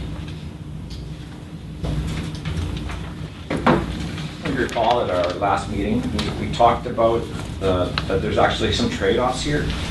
So if you're trying to get very stable revenues, for example, then you have a lot of the charge would be a fixed charge that wouldn't vary with consumption. And if you wanted to, your main goal was conservation, then you'd have most of the charge in the use charge of the water. So there's a balance there. There's also a trade-off between conservation, simplicity and equity and affordability. So these are the things that we need to balance, and that's your role here as council to decide what's the right mix for our community to decide on what the best water rate would be. Okay, I'm going to give you a little overview of water use. This slide doesn't show the actual water use. This is a breakdown of, that'll be the next slide. This is a breakdown of your customers, just so you have an idea of who you're serving. So there's 1,744 residential accounts, about 290 non-residential accounts. And then below that, you see I've broken down all the different types of non-residential users by the size of their water meter, because that's an important part of how we develop the fixed part of the charge. It's based on the size of the meter to acknowledge how much water that user would consume. We use something called an equivalency factor. And I can talk to this a little bit later, but in essence, it would say that a 1.5-inch user is equivalent to 2.25 residential units, 1 inch or less. And the 2-inch would be equivalent to roughly 4 residential users. That's just because of the size of the meter and the amount of water that they can draw through that. And that would be an industry standard from the American Water Works Association, and be typical for most metered communities to apply that. Can you just repeat that one more time? The meter size, the equivalency factor, okay, I understand that. Then your equivalent residential connections, how does that? Right, so we've got, you see up on the top that we have 290 non-residential accounts. Yeah. But they're actually equivalent to 394 residential accounts. If you look at the size of their meter and how much water they're using. So that's that's how we calculate the rates. We're concerned, we focus on the equivalent residential connections when developing the charge. And I do have a slide later that could explain it a bit more. So you're looking at the GPMs, in other words? Yeah, so your water meter is, they need to be sized according to the building code. And the building code looks at what's the amount of water that's going to go through that meter conceivably. And they'll look at the number of fixtures in the building and the use of the building. Then they'll size the meter. A 2-inch meter, because the flow of water is actually based on the cross-section, the area of the pipe. That's why a 2-inch can carry 4 times as much water as a 1-inch. So when they did the calculation to size the meter, they would say, well, this is 4 times what a general residential connection or 1-inch would be. And they put in a 2-inch meter. Okay. But I do have another slide at the end, if you'd like me to go into that in a little more detail. No, yeah, thank you. So here's some of the actual meter data that we pulled together from 2016 and 2017. And over that time period, there was about 1.1 million cubic meters of water used in the system. And the breakdown from the meter data is as shown here. About 63% of that was used by residential, and about 37% was used by non-residential. Can I ask you a quick question?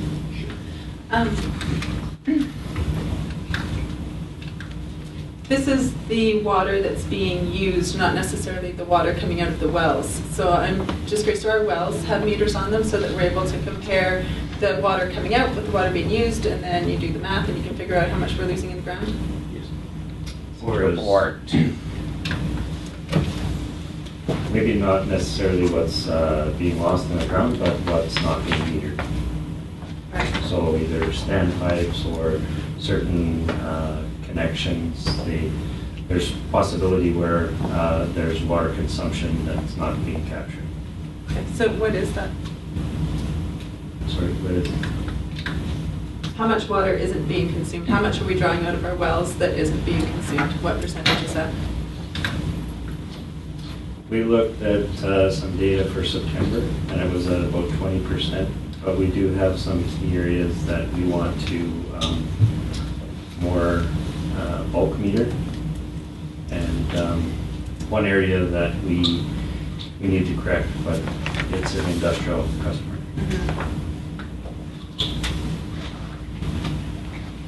Okay. So I have a graph here just to give you a bit of an idea of how that water is used throughout the year. I've broken it down.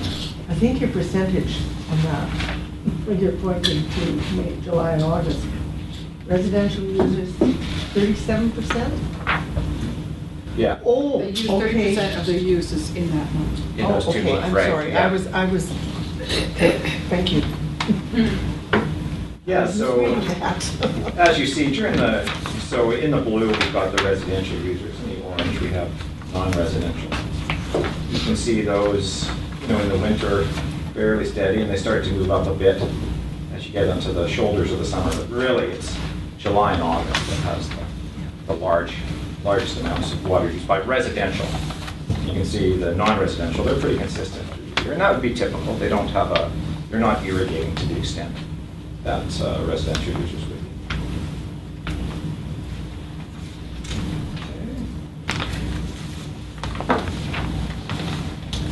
So how does that equate to actual use?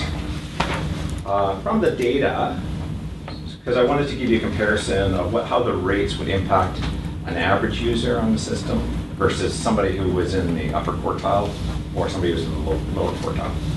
So I broke that out, and it looks like the breakdown here I've got. So an average customer would use just a little under 400 cubic meters a year, 32.5 per month, with the bulk of that being in the summer.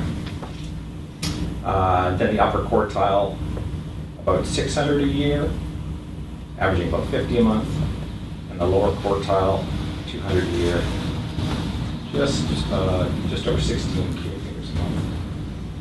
And the bulk of that, I said, is in the summer. So if you look at that, what that looks like in the summer months, you'd see an average customer would be about 100 cubic meters per month in the summer. The upper quartile would be 140, and then the lower 31. So those are the numbers we'll apply when we start to look at how the different rate options are going to affect the various users, so you can see how it might impact them.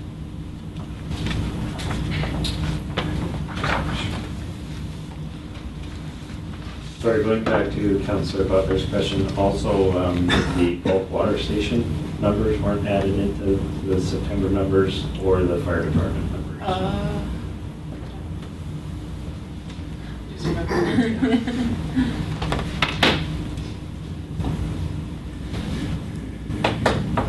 Okay, so I've talked a little bit about there being two components to the charge. Generally, there's a fixed component to the charge and a variable component.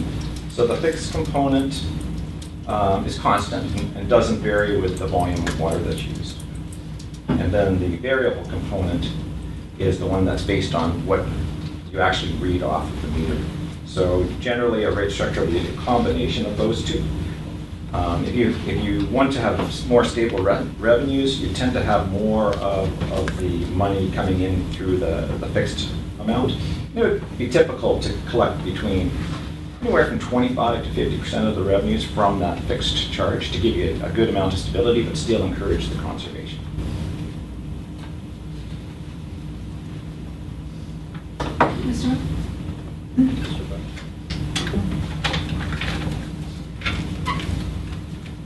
Has it ever been considered doing the fixed charge for the fixed costs and the variable charge for the variable costs? Like we have about $500,000 in salaries that go up for our water department, which is a fixed cost.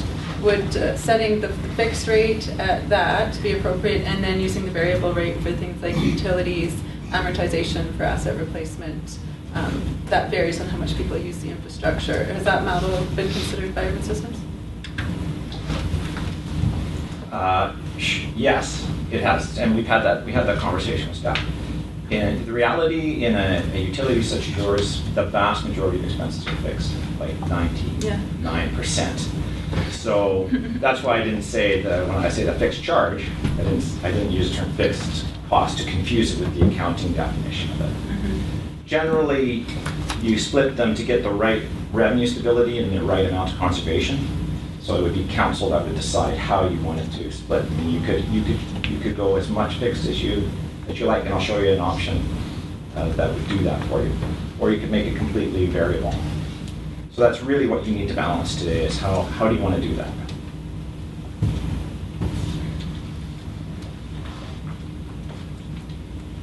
So I've got three options. And the first option, I think just for comparison and discussion, would be to just have a flat rate.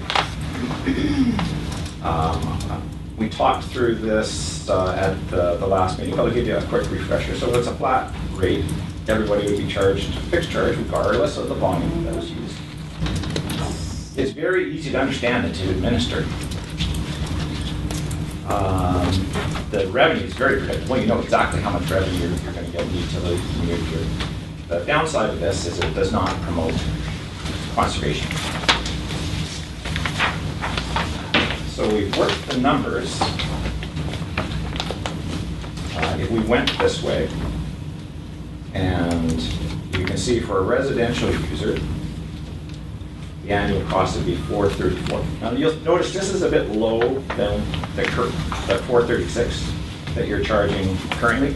And the reason for that is because now that we have the meter data, we realize that the non-residential customers are actually using a bit more water than was thought before. Not a lot, but it did readjust the revenue a little bit more over to the non-residential. So you actually see a little bit of a decrease on the total annual charge under that rate.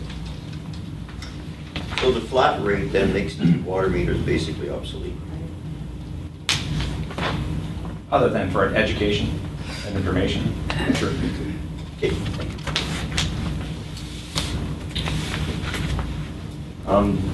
The main reason why the flat rate was put in was for comparison, and it was a request from some of the council members. Yeah, no, I guys out.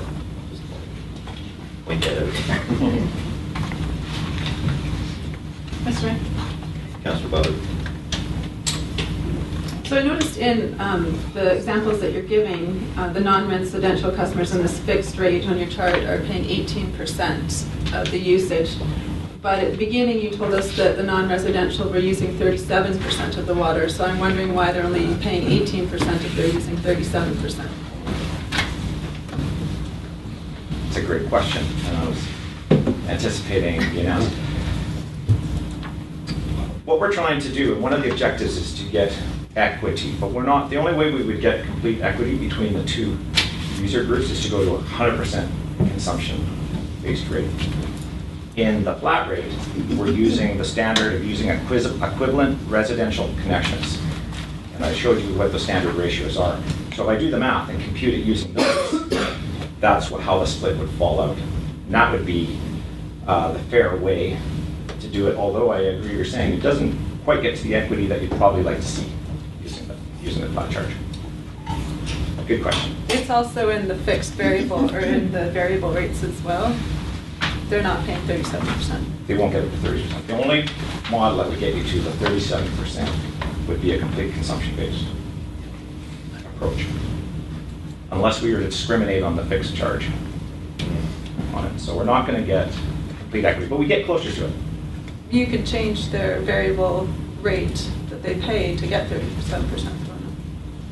You could technically, because it's a fee and a charge, we're not supposed to discriminate between the customer classes. Whatever we're charging one customer group, technically we should charge the other group, but we could, if that was the desire. If you didn't like the split the way it was coming out, we could work to something different. But those percentages have to stay intact as per your previous charge with the AWWA standards because of the size of the meters comparatively. Otherwise, you're throwing the whole thing out of sync if you start changing the percentages manually.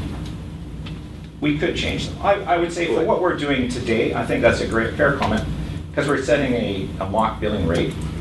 I think I wouldn't get too focused on that. I'm putting them there for information, and then see how the rate works out after the year, after usage is adjusted. Because if you do change it, then you're actually starting to embark on the punitive measure, where you are to a degree, unless you're going complete total charge as per meter, you are then becoming punitive on that particular portion of the non-residential. I'm not sure, punitive, I hope it wouldn't be punitive, but it would give quite a shift away from what is today. Exactly. That's another consideration is. I deem it punitive because if you're not following your own percentages based on the data you have as compared to the size of the meters, etc., then it falls under punitive.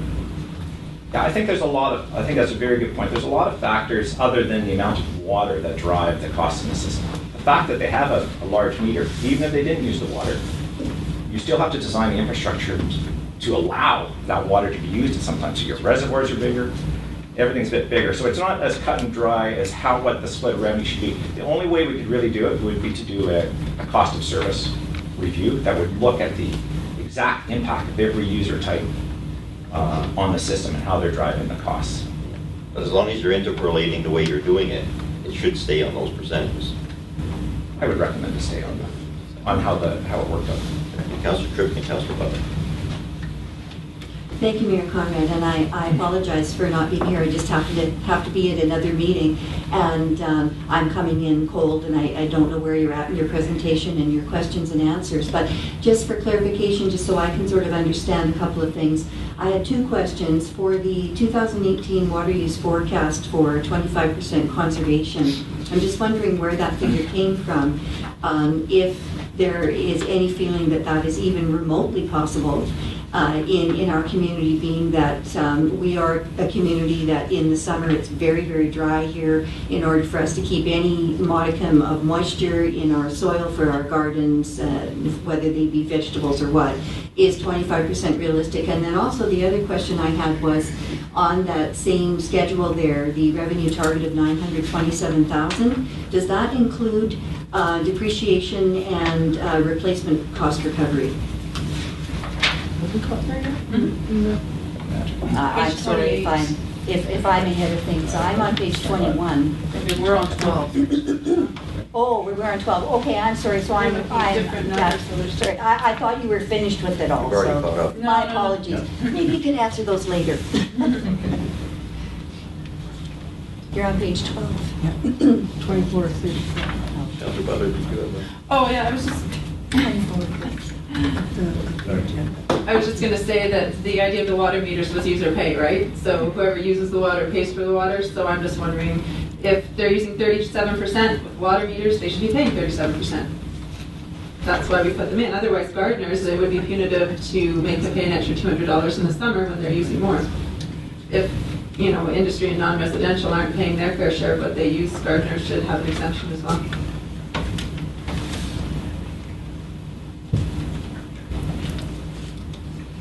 Carry on, please. Okay, so the next, so this is, it would be a breakdown of a flat rate if you were to apply it to non-residential. And again, those charges, the fixed and fixed charges, are based on the equivalent residential connections. So you see for a 1 inch, the 434, that would be the residential charge. And then we scale it up based on the equivalent residential connection, which would be the AWWA standard, which I have stuck with. I have not deviated from it. The result is the revenue is a little bit different between the two. So here's how it breaks down. I'm just wondering if that has to do with the pressure reducing valves that people have in their houses. I think it's industry standard. Mr. Ray probably know this, to set them at 60% rather than at 100% flow. Like when I had my plumbing redone, they wanted to reduce my pressure within my house. So maybe the ones with the 3-inch meters don't have that pressure reducing, and that's why they're using more coming through than what the industry standard says. Flow is related to pressure, but not in that context, because the PSI is only in safeguard for the fixture. So it's not flow, it's pressure. 70 PSI is usually the standard. Unless you have less pressure coming in, then you don't need a PRV.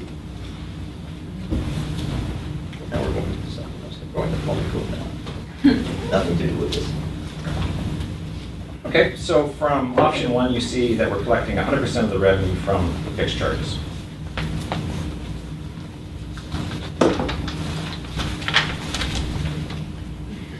So here's option 2. This rate structure is often called either a uniform rate structure or a fixed charge rate structure.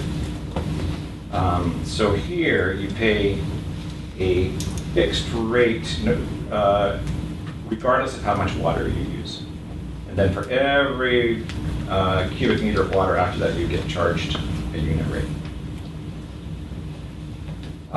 So the advantages of this, it's easy to understand. It does promote conservation. And because depending on how much you put in that fixed charge, it does provide good revenue stability. How do you establish that? Fixed charge? We establish it by deciding what % of revenue we want from the fixed charge and what from consumption. And I'll show you in the option, I went with 50%. So we went 50-50. And that's right here.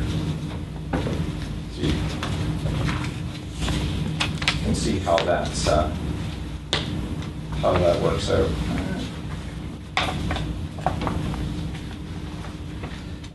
So here, we get a fixed charge. The residential fixed charge annually under this model would be $217.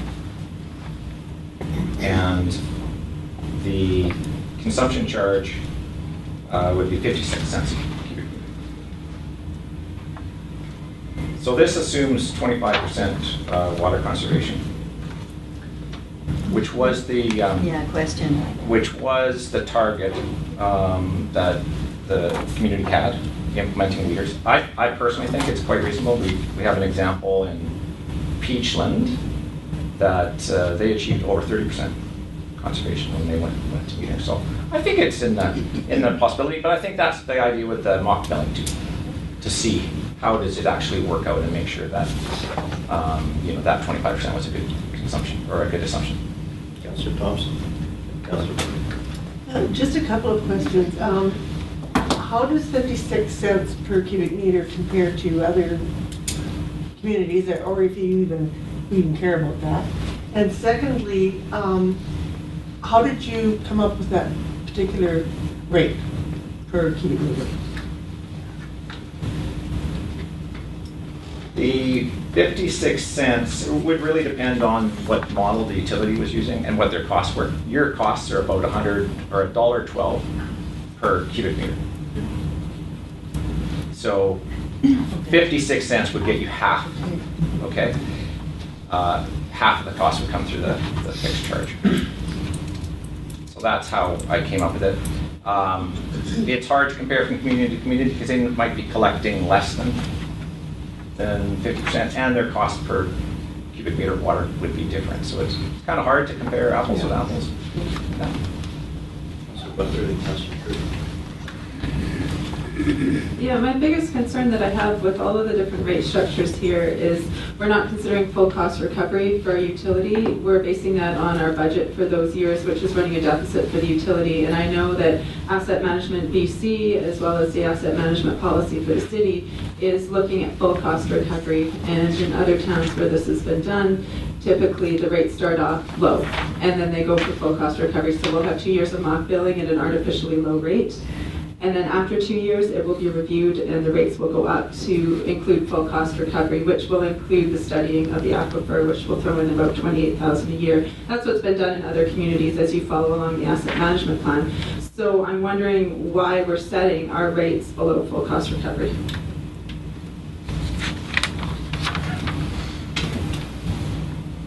So we're trying to compare apples to apples. So we brought forward the current rate that we're going forward with. Council has the ability with the asset management policy to increase the rates a certain percentage every year. So this is just for comparative. If council wishes to increase, it would just reflect in the rate. Councillor Tripp and Councillor. Thank you, Mayor Conrad. Yeah, and that was the other half of the question I asked, was the 927,000, I think it was.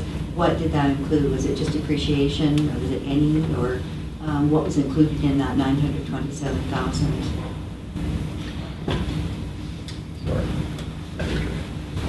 Thank you, Mr. Mayor.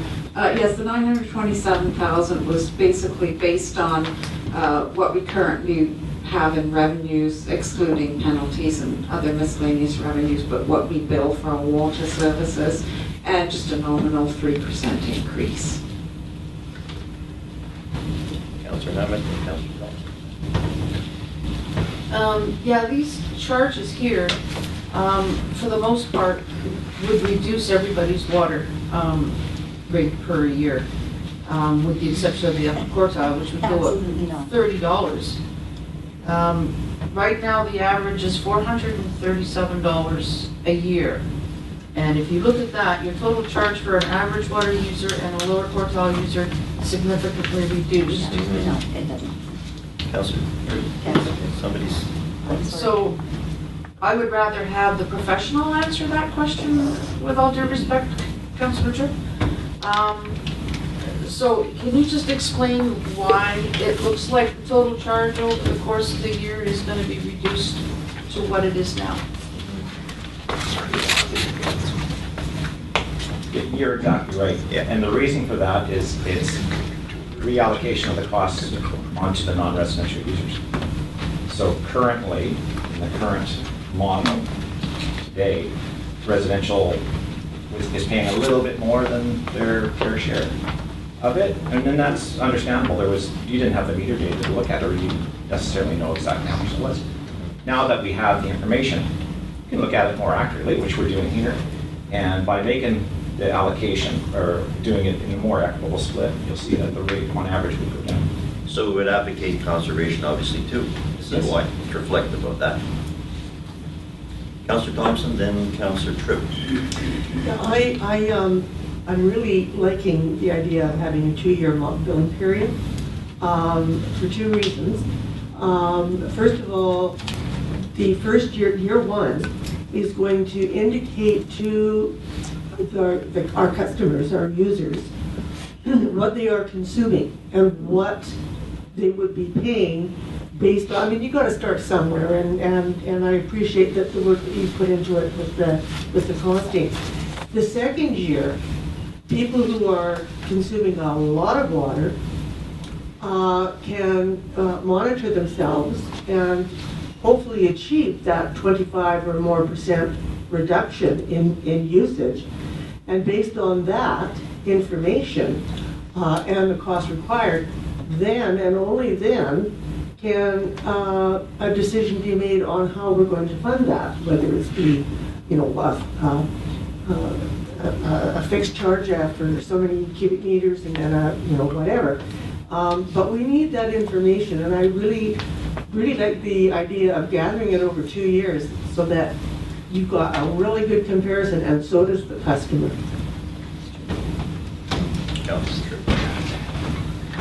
Thank you, Mayor Conrad. Yeah, the reason why I said no, it doesn't, is because we have a, it's not a huge property, it's 2 lots.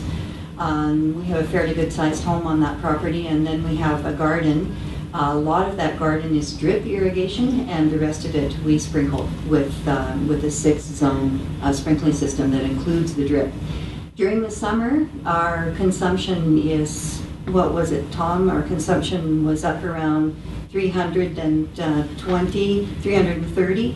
And overall, for the whole year, that's for 2 months, and overall for the whole year, we used 633 cubic meters, which means we're in the top of the high water users.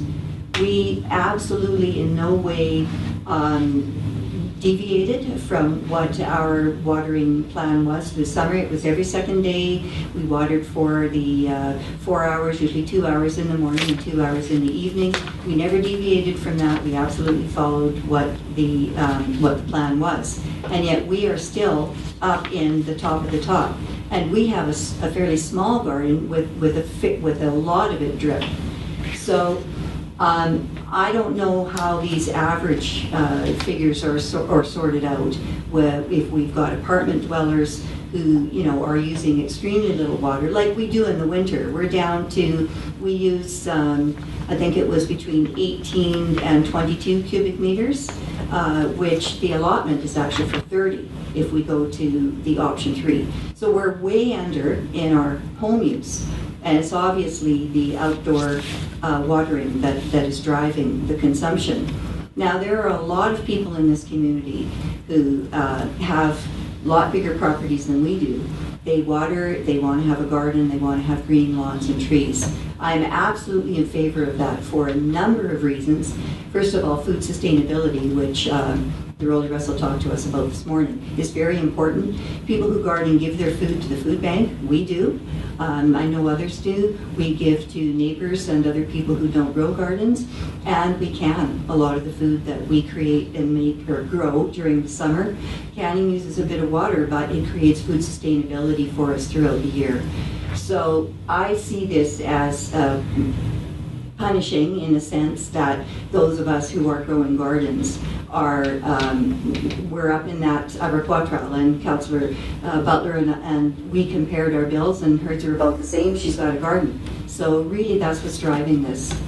So yes, it is a lot higher than what the average or water conserver is using. Councillor Butler. Yeah, I would concur with that. My bill came out pretty similar to Councillor Tripp's. I've also checked with other friends that have gardens. And in the summertime, we're using 300 for a 2-month period. So that's quite a bit higher than what is said here in the upper quadrant. It's going to cost me a few $100s in the summertime to water my garden.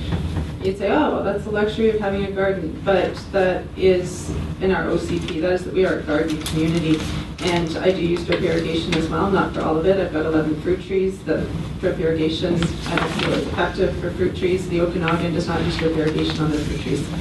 So yeah, I don't see these numbers as being accurate for gardeners, and I would hope that we could include something in our system that gives a higher allotment for gardeners in the summertime. I've noticed that we've had quite a reduction in water already from our watering restrictions and also from having a bylaw enforcement officer.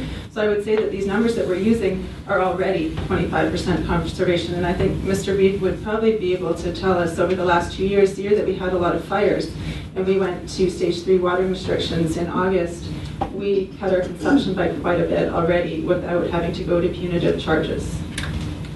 If I just quickly comment on that, with all due respect, I don't know the relevance of that conversation because this is all based on facts and data, correct? And percentages. So whether somebody uses more because of gardening has no relevance. It's still going to impact because of the percentages are there and the data is there. I got the data right here in my bills. It's not.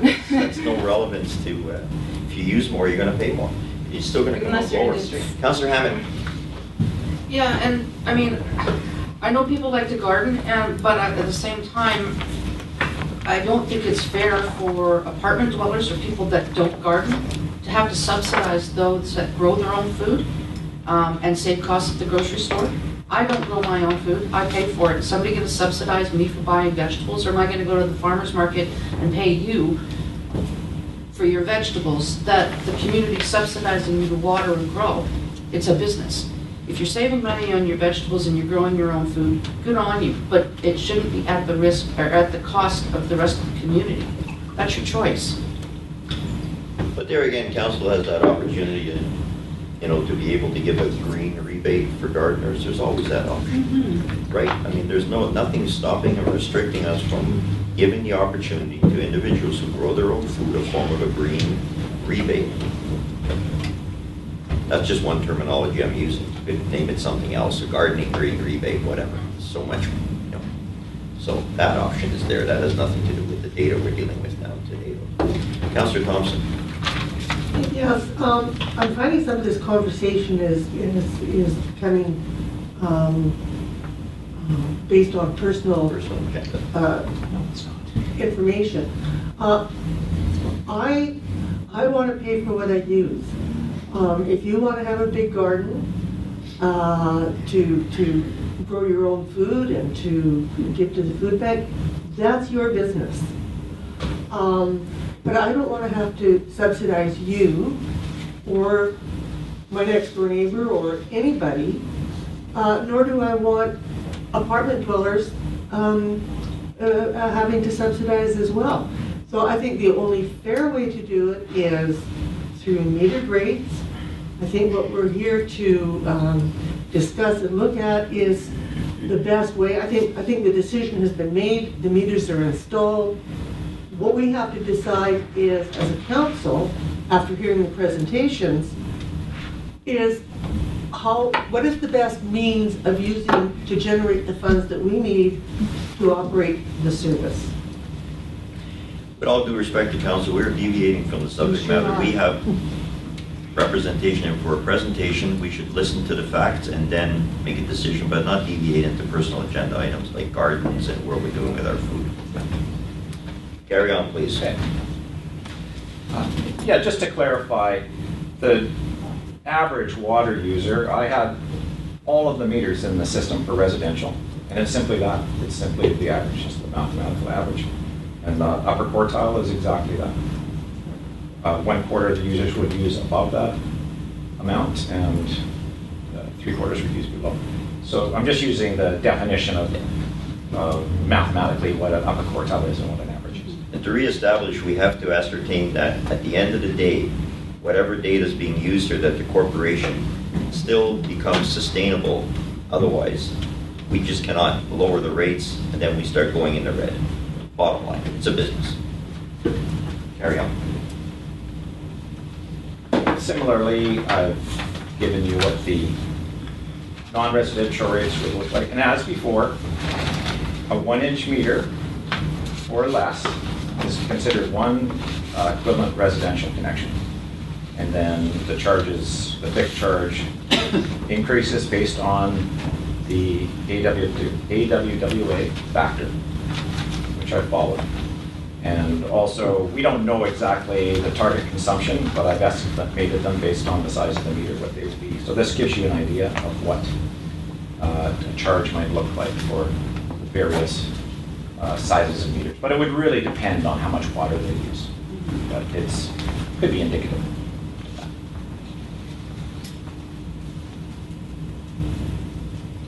Here's the breakdown. So you can see we've moved a bit as compared to the flat. A bit more has fallen onto the non-residential users. And that's why you actually see a little bit of a decrease from the average if we use the flat rate. And we get a split about 50-50. 50% of the revenue would come from the fixed charges, and 50% would come from the metered use of the meter bond. Okay, and then the final option for your consideration and discussion would be what would be termed a minimum charge. In this model, you'd still pay a fixed charge, but it would include an allotment of water. So your variable rate wouldn't actually kick in until you've exceeded that allotment.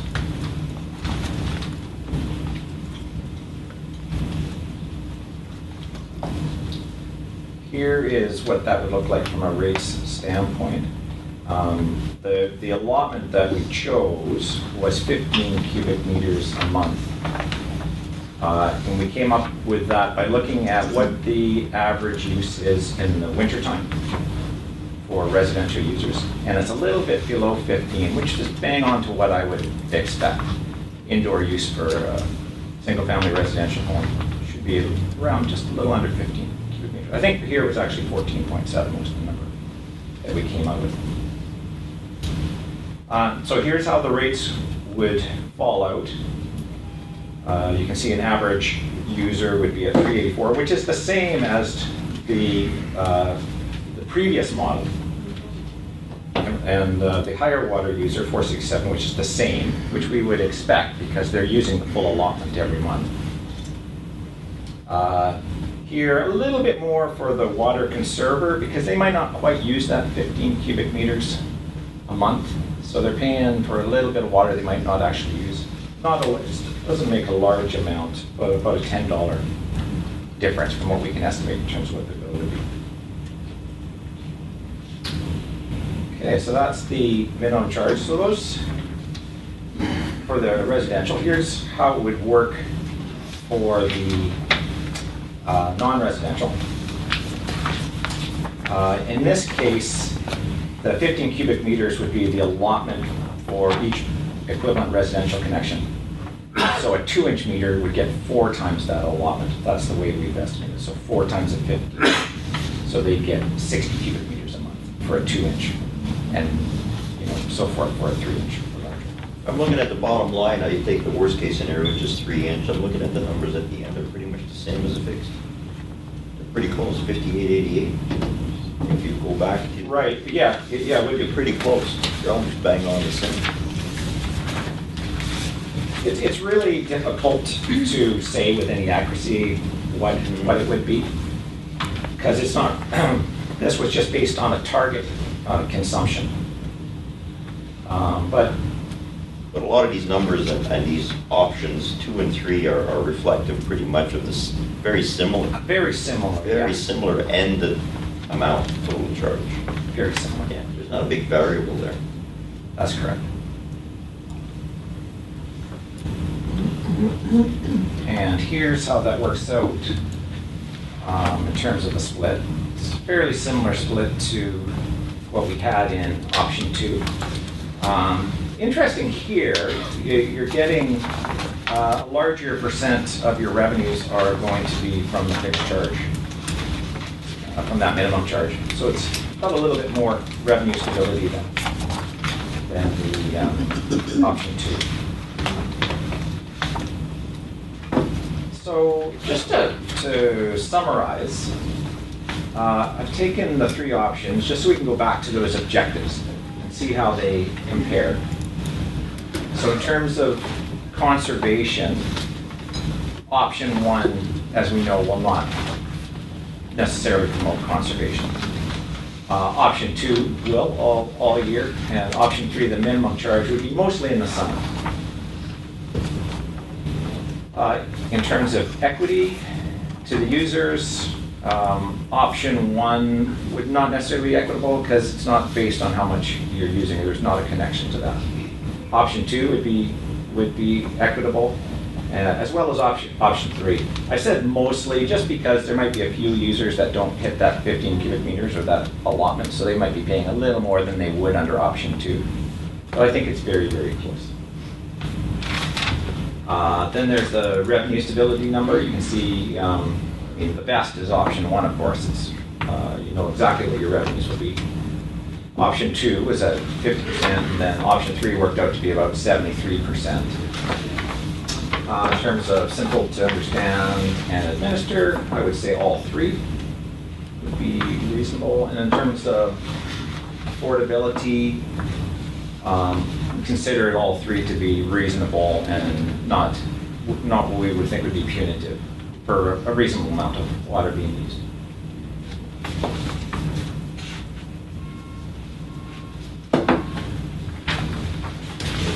That was good.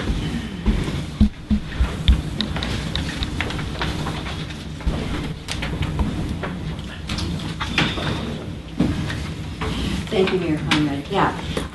I'm looking at this chart and I'm understanding clearly what the direction is. Just a few things that I'd like maybe a little bit further clarification on, or just maybe to talk about as talking points. The revenue stability under option 2 that is listed at 50%. My understanding there is that the premise of that would be because the same amount of money comes from both fixed consumption and your user consumption. But people are still going to be charged for every single cubic meter of water that they use under option 2 from cubic meter number 1. So if the estimate is that we're going to be using 832,000 cubic meters, if we're conserving the 25%, that actually works out to $466,000. So really, the revenue stability on there, I mean, I understand where you're coming at when you're saying it's a fixed charge and that's here, but we're not all going to stop using water. We all have to use water. And so I think that the revenue stability at 50% there is really a little misleading. It's 50% plus consumption. And let's face it, we're assessing consumption at 832. If we reduce by 25%, I'm betting that we won't reduce by 25%. So it'll be higher than 832,000 cubic meters that the city uses. So you'll get even more than $466,000. We'll be getting more than $466,000 of revenue back. That's one point. The other point is that you had mentioned that for option 3, the first 30 cubic meters over 2 months would be what people would be paying that $300 and somewhat for. As I mentioned, our usage over that 6-month period averaged out to between 18 and 22 cubic meters. So we have between 12 and 8 cubic meters over each 2-month period, which, you know, if you take that 6 months, we're looking at between 36 cubic meters saved and 24 cubic meters saved.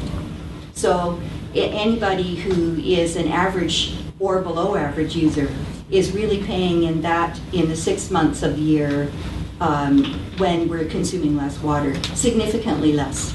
So I guess my feeling there is to set the rate at 30 cubic meters and charge that much more, the $300. I would, for it to be more equitable, is I would see that 312 or whatever that figure was drop down a bit, and people maybe given less water for their aliquot before they start getting charged. Those would be my two points to make.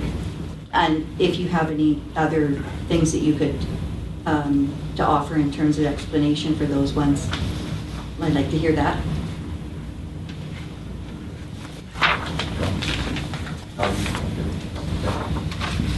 Yeah, good questions, and I acknowledge your comments on revenue stability.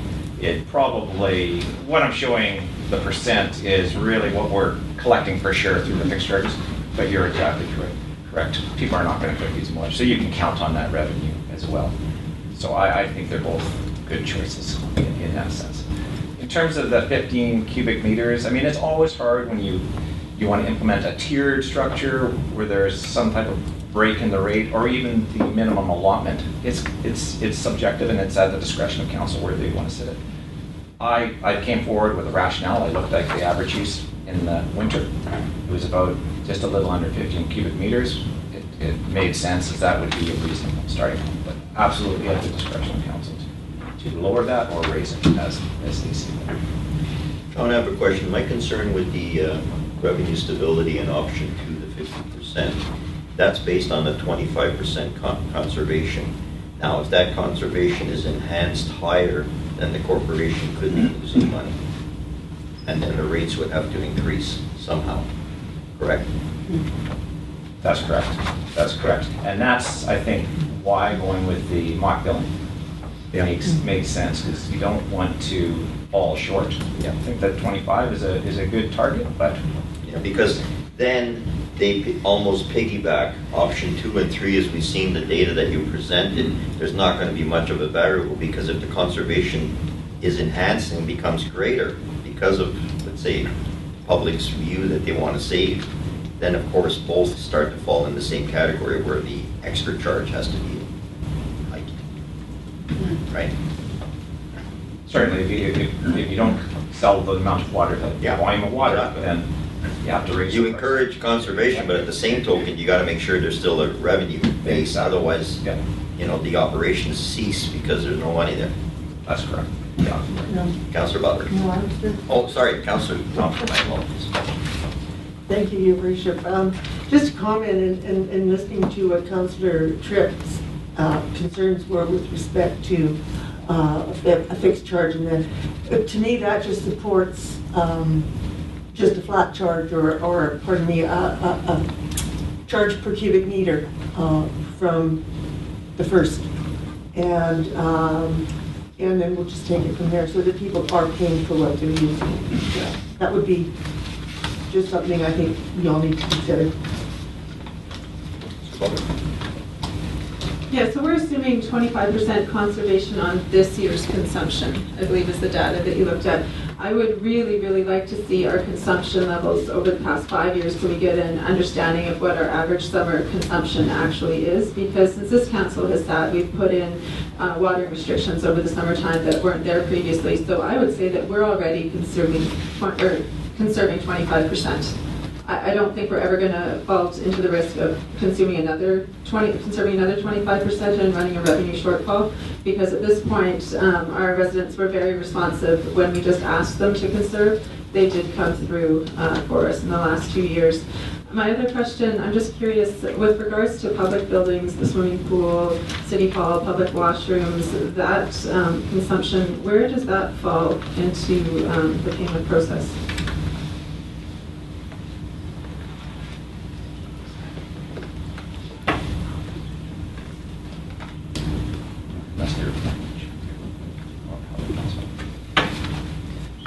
Through you, Mr. Mayor, that would be based on the non-residential portion of that. So residents pay through that, for that through taxes then? Yeah, you could look whether it's a city-owned facility would be an internal charge, or whether it was a RDKB, for instance, with the pool, that would be a different charge there. And at the sprinkling of all our parks? Right, where you went through and metered all the main parks, and we're just finishing up some of the smaller areas. To comment to Councillor Butler, you had mentioned that we don't anticipate another 25% conservation. Absolutely not, because we probably will not be running at a 50% conservation rate, but an additional 5 to 10% conservation increase could be significant in the numbers. Am I right? I can speak a little bit to the use this year. I don't have the data in front of me, but I know when we started out the summer, we had 5 wells on, and there wasn't a great following of the regulations. with the bylaw enforcement. We did get compliance in the times that we wanted the watering, but looking at the overall consumption, it didn't really drop substantially. But 10% is a significant number. They impact our numbers here for revenue stability if another 10% was incurred. For sure, yes. Yeah, that's what I'm getting at. Councillor Hammond. And I think too, this year was a little bit of an extreme because we had severe drought, and I think we went 3 months without any precipitation. So those variables will change from year to year, Yeah. and our conservation will change from year to year based on climate. So I don't think we can base that as the standard or the norm. Councillor Thompson. Thank you. And as I said earlier, I think with the 2-year billing period, that is going to be, regardless of what happened 5-10 years ago, and it's for, I can remember when I worked, the late Brian Porter showing me the bell curve that he had at that time on the water usage. And, you know, looking at the data and the graph that you gave, there's not a whole lot of difference in July and August. It's still big. But I think people for 2017 billing period will know what they've used and what their charges could be. And then a second year of information so that they can say, well, wow, if I just cut it back to this or whatever, and this is what it would cost me. I think it's information that's valuable not only to the city, but to the customer. And I think that's the only way that we're going to do it. You know, if we're going forward, we're not going backwards. So let's use the information that's current. Just a quick comment, Councillor Thompson. I tend to disagree with that comment with a 2-year mock billing, insofar as because then the whole program, to a large degree, might be disregarded by the public because they feel that nothing is happening.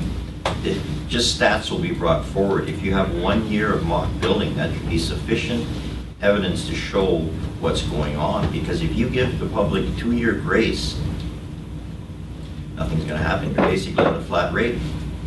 And the meters have been put in for what purpose then?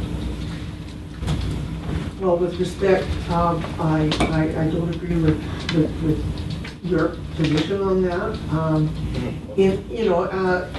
There's arguments pro and con, but I think that with the political upheaval that we've all experienced over the last while with respect to water meters, I think we need that data, and I think our consumers need that data. And that we're going to be paying a flat rate for 2 years, well, so be it.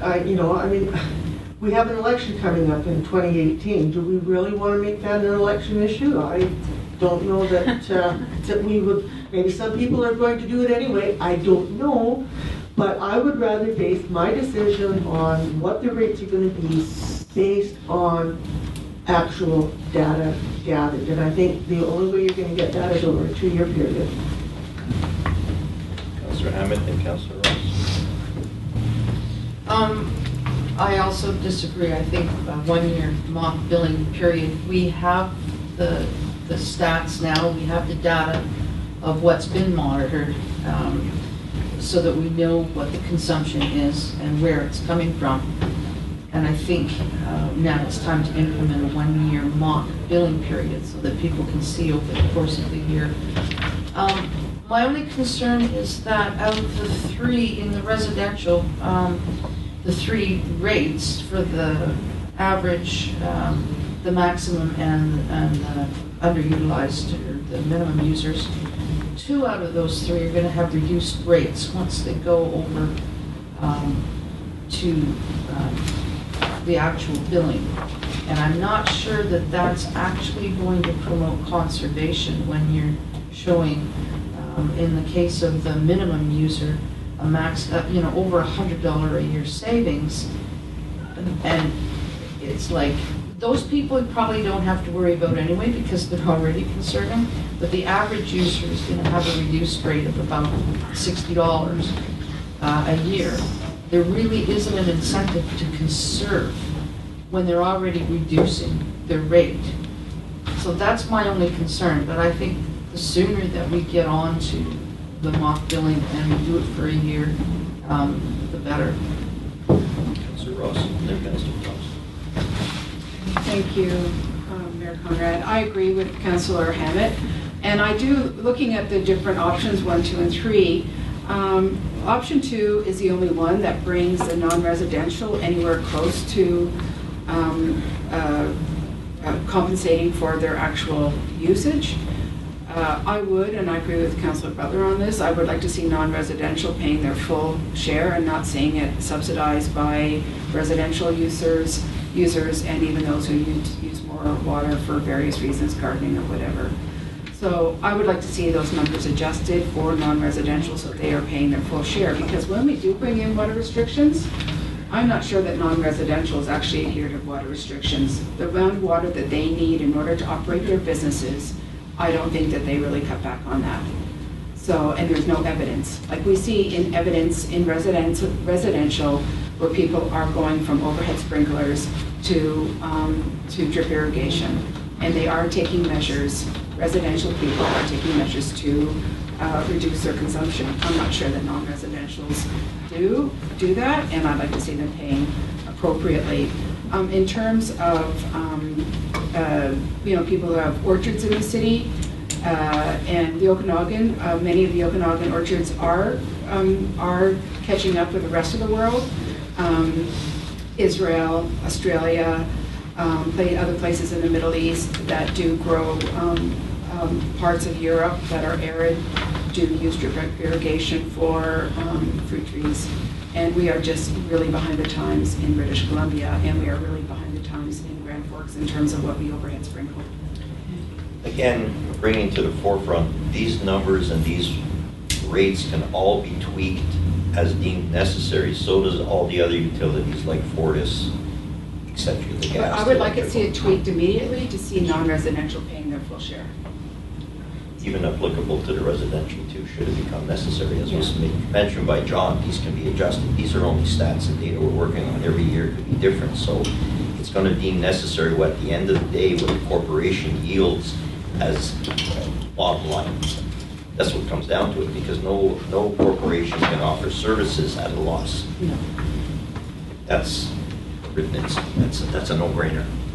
Councillor Butler. No, Oh, sorry, Councillor Thompson, Councillor Tripp, and then Councillor Butler. And then lunch. Yeah. I hear what and in particular what Councillor Hammett was saying with respect to the city has the knowledge, we have the knowledge, we know what the consumption is. On the bills going out, the customers, and I'm speaking more residential than I am anything else. They're checking their consumption, but they have no idea what the impact financially is going to be to them, which is why I am suggesting the 2-year and supporting a 2-year mock billing period. It's going to be reduced if we follow this model. Well, I mean, then we have to have a look at it, but after the period to see what the rates need to be.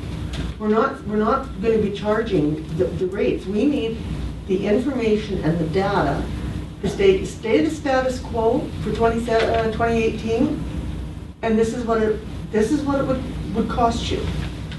I'm not sure why we need the extra. Just a minute, and then it's going to really hit me. I'm going to be paying blah blah blah blah blah.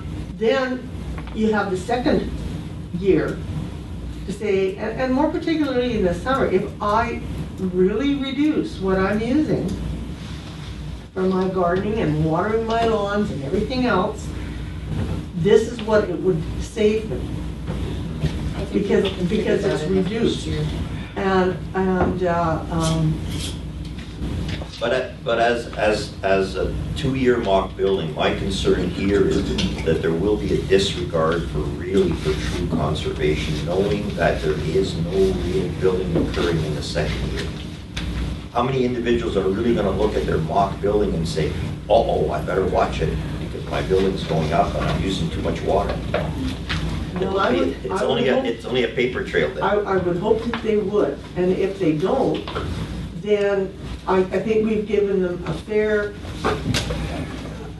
opportunity to monitor what they are doing. I mean, and then if they don't conserve, then it's going to hit them in the pocketbook for real when we start billing. And I want to be fair to everybody.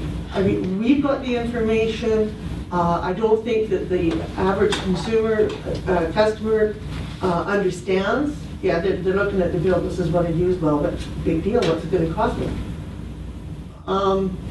No, I think we need 2 years. Plus, we also must bear in mind, if we're going 24 months, the actual rates will be different too. This data will be basically obsolete to a large degree because no rates stayed the same in 2 years. So it could be very, very costly.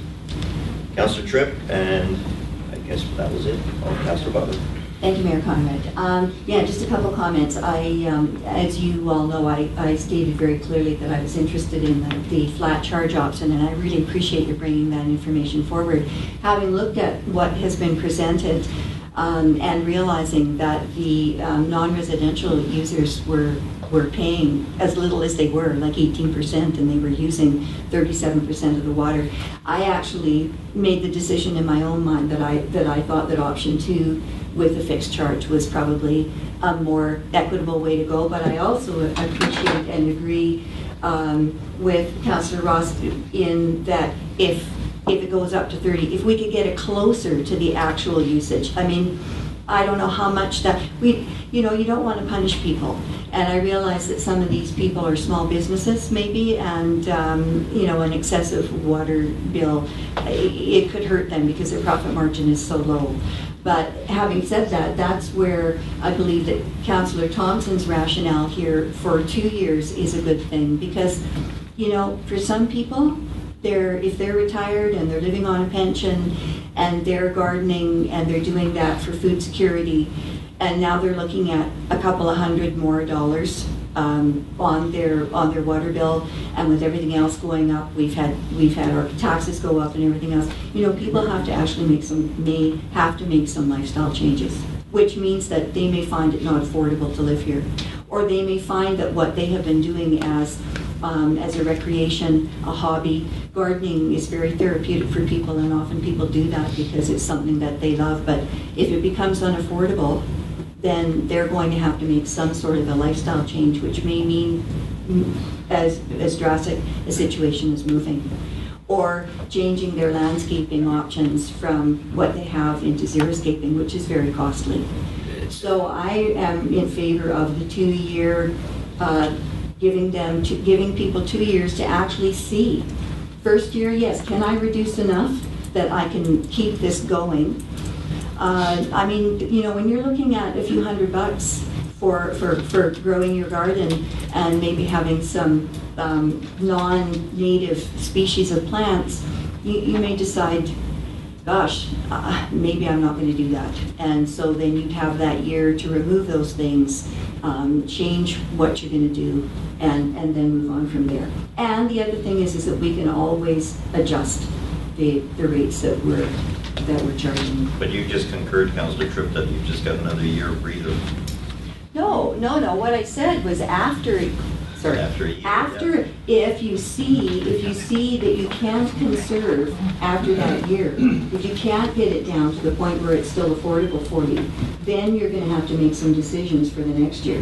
You really truly believe individuals are going to look at a piece of paper which is just on black and white, but does not have any teeth or impact? They're actually going to do that for a year or two? I think so. I think it will inform people's usage. Absolutely.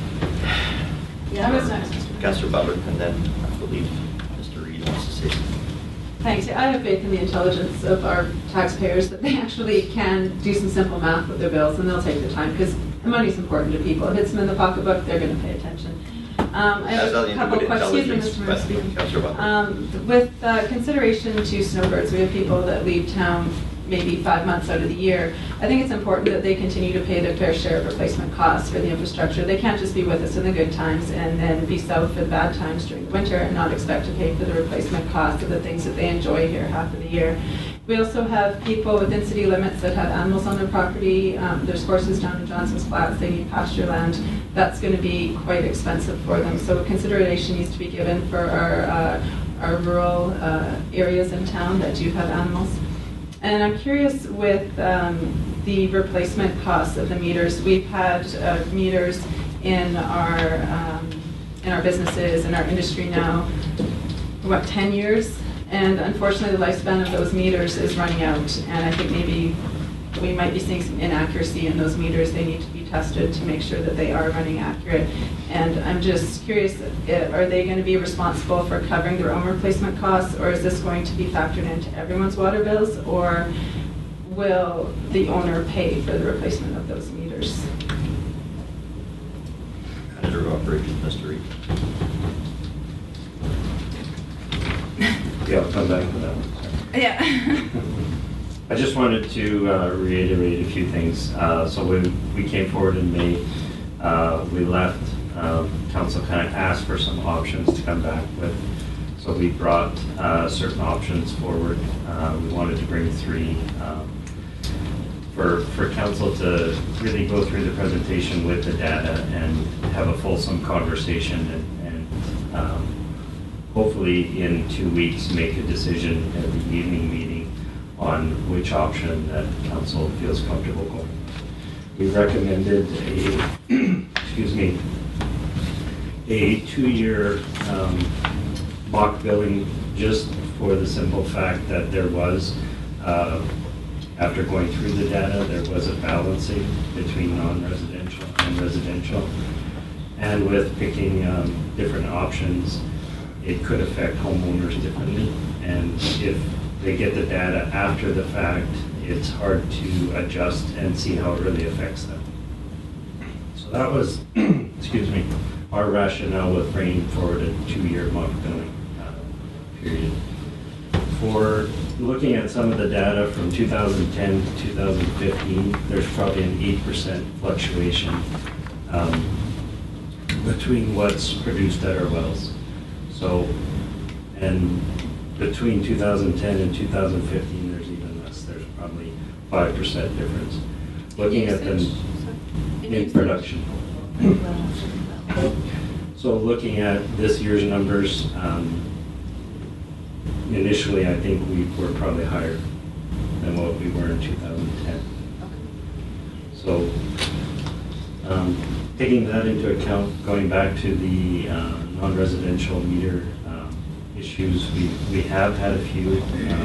Some of them had a 10-year warranty, so we're looking at changing registers and things like that under that. But we will have to replace them, and the idea was that it would be part of the service of the utility.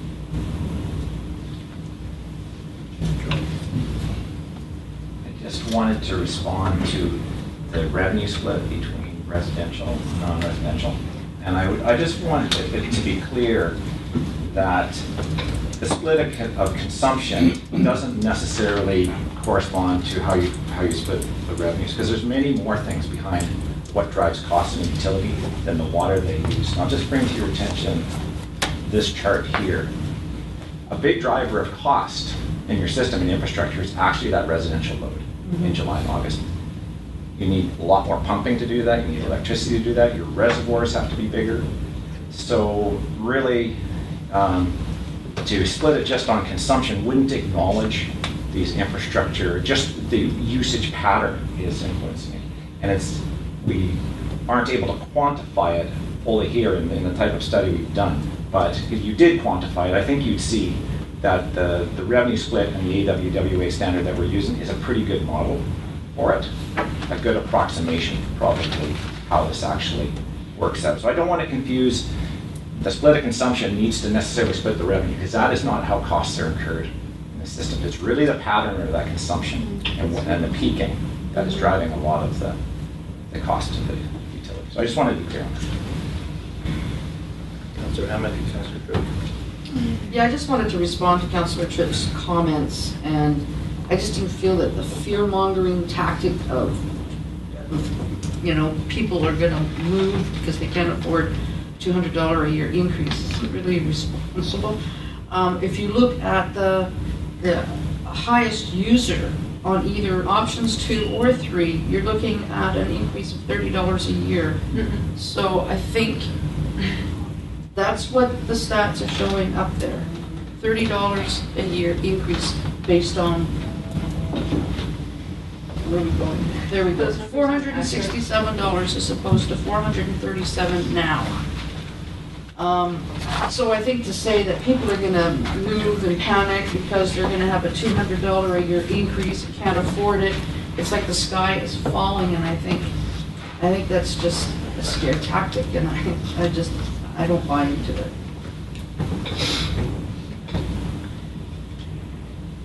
Councillor Tripp, and then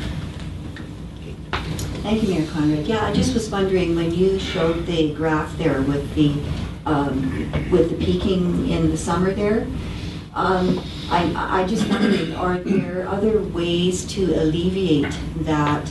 I know you've done the odd day, even day watering restrictions in the summer, and we've cut things like watering or washing your driveway down or using your hoses for other means, washing cars and that kind of thing. Would there be some other way, like could you even drill down a little deeper than that instead of doing odd day, even day from, I don't know if it would make any difference if there were different times of the day when people could water, like if you're on an even day, you had 7 to 9, 7 to 9, would it diminish the load on your wells if you further staggered it down, that people watering on even days did, some did 7 to 9, some did 9 to 11, some did maybe 4 to 6 in the evening and 6 to 8. I'm just wondering, are there further ways of addressing that peak on the system that residential users could put into practice? As I mentioned before, the times were well followed by the public, and it's the total production that's the issue. We did look at possibly getting a co-op student or somebody to come and do some education on irrigation systems for homeowners. So that's something we're entertaining for next year, but the production is the big piece there. So we have to reduce that. And then the other question would be the well production. Does that correlate to the to the usage? Like, are we accounting for any water loss? Is there any water loss in there that is also included in these figures? We ran some numbers for September as we finished, where we were working through metering some of our parks and that throughout the summer, and we were within 20% of production to what was metered. So what was being captured or billed to certain areas. We didn't have the bulk water station, we didn't have the fire department numbers, we didn't have some of the construction numbers. We're not feeling that there's a great deal that's not metered. That's good to know. Thank you, that is good to know. go ahead, Kate. Yes, thank you, Your Worship, through you to the manager. This average figure of 390 cubic meters per year, is that based on water meters? Yes. Water meter usage? Yes. Okay, and then it says 2016 to 2017 is what months? We, to get a full year, we used some data from 2016. We went from November, December, and then we had 2017 data all the way up through September. Okay. Here, so we managed to put together. Okay, and then that average then is based on residential water meters. All of the analysis that was done was based on the actual detailed meter data. So it included residential, non-metered, and like we could break it down or categorize it and look at it anyway. So yes, the numbers shown for residential was based on the actual water meter data. Okay, thank you. Mr. Butler. Yeah, just further to what Mr. Reed said earlier about the replacement of the 10-year-old meters. I believe in our bylaw it states that residential customers are responsible for the maintenance of their meters. Is that correct? And if so, why does that not transfer onto the non-residential users being responsible for their replacement costs? I'd have to double check on the bylaw on that. I know that residents are supposed to protect them against freezing and different things, but I don't think regular maintenance is part of that. So just as a follow-up comment, Councillor Butler's comment regarding the mock building in reference to the intelligence of the individual citizens has no relevance on a statement like that. That was not have any reference to the intelligence of the citizens, just so it's known. Gentleman in the back. Les Johnson, Grand Forks resident. So I'm watching all this, and yes, there's fiscal responsibility, there's asset management, and then there's social engineering to make people more cognizant of how much water they use, and they should be more conservative about what we should all use as a community. I get that, but what I see happening here is you're trying to shoehorn social engineering into what is essentially a bean counting exercise, an engineering exercise, and I get that, but most of the time with this kind of social engineering, it's a contrarian thing. It's a make it more painful for them to be profligate with their use of things so that they don't use as much, and that's a negative thing. And most people don't respond well to negative things. So here's my suggestion: we recognize volunteers every year in the community who are good community-minded people. Why don't we do something similar for people who are good water conservators, who have actually dropped their usage and gotten more efficient and grow more food? I don't know what it is, but what I'm suggesting is that maybe if you want to do social engineering to get people to be more conservant and go along with this, then maybe you should come up with some plan that accentuates that and focuses on being better as opposed to making them feel more painful about being worse. That's all. My suggestion. Period. Councillor Butler. Yeah, I agree with Mr. Johnson's comments, and I've never considered drip irrigation on my property. I didn't think it was possible, but I'd love to have someone come in, show me how to do it, tell me how much it would cost to switch over, and if it's not in the thousands of dollars, then why not?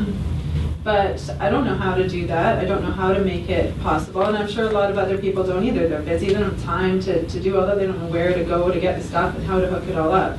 So if the city, like Mr. Johnson said, were to provide something proactive and to give resources where people can find this out to switch over, make it easy for them to switch over, that would help us reach our goals with those consumers.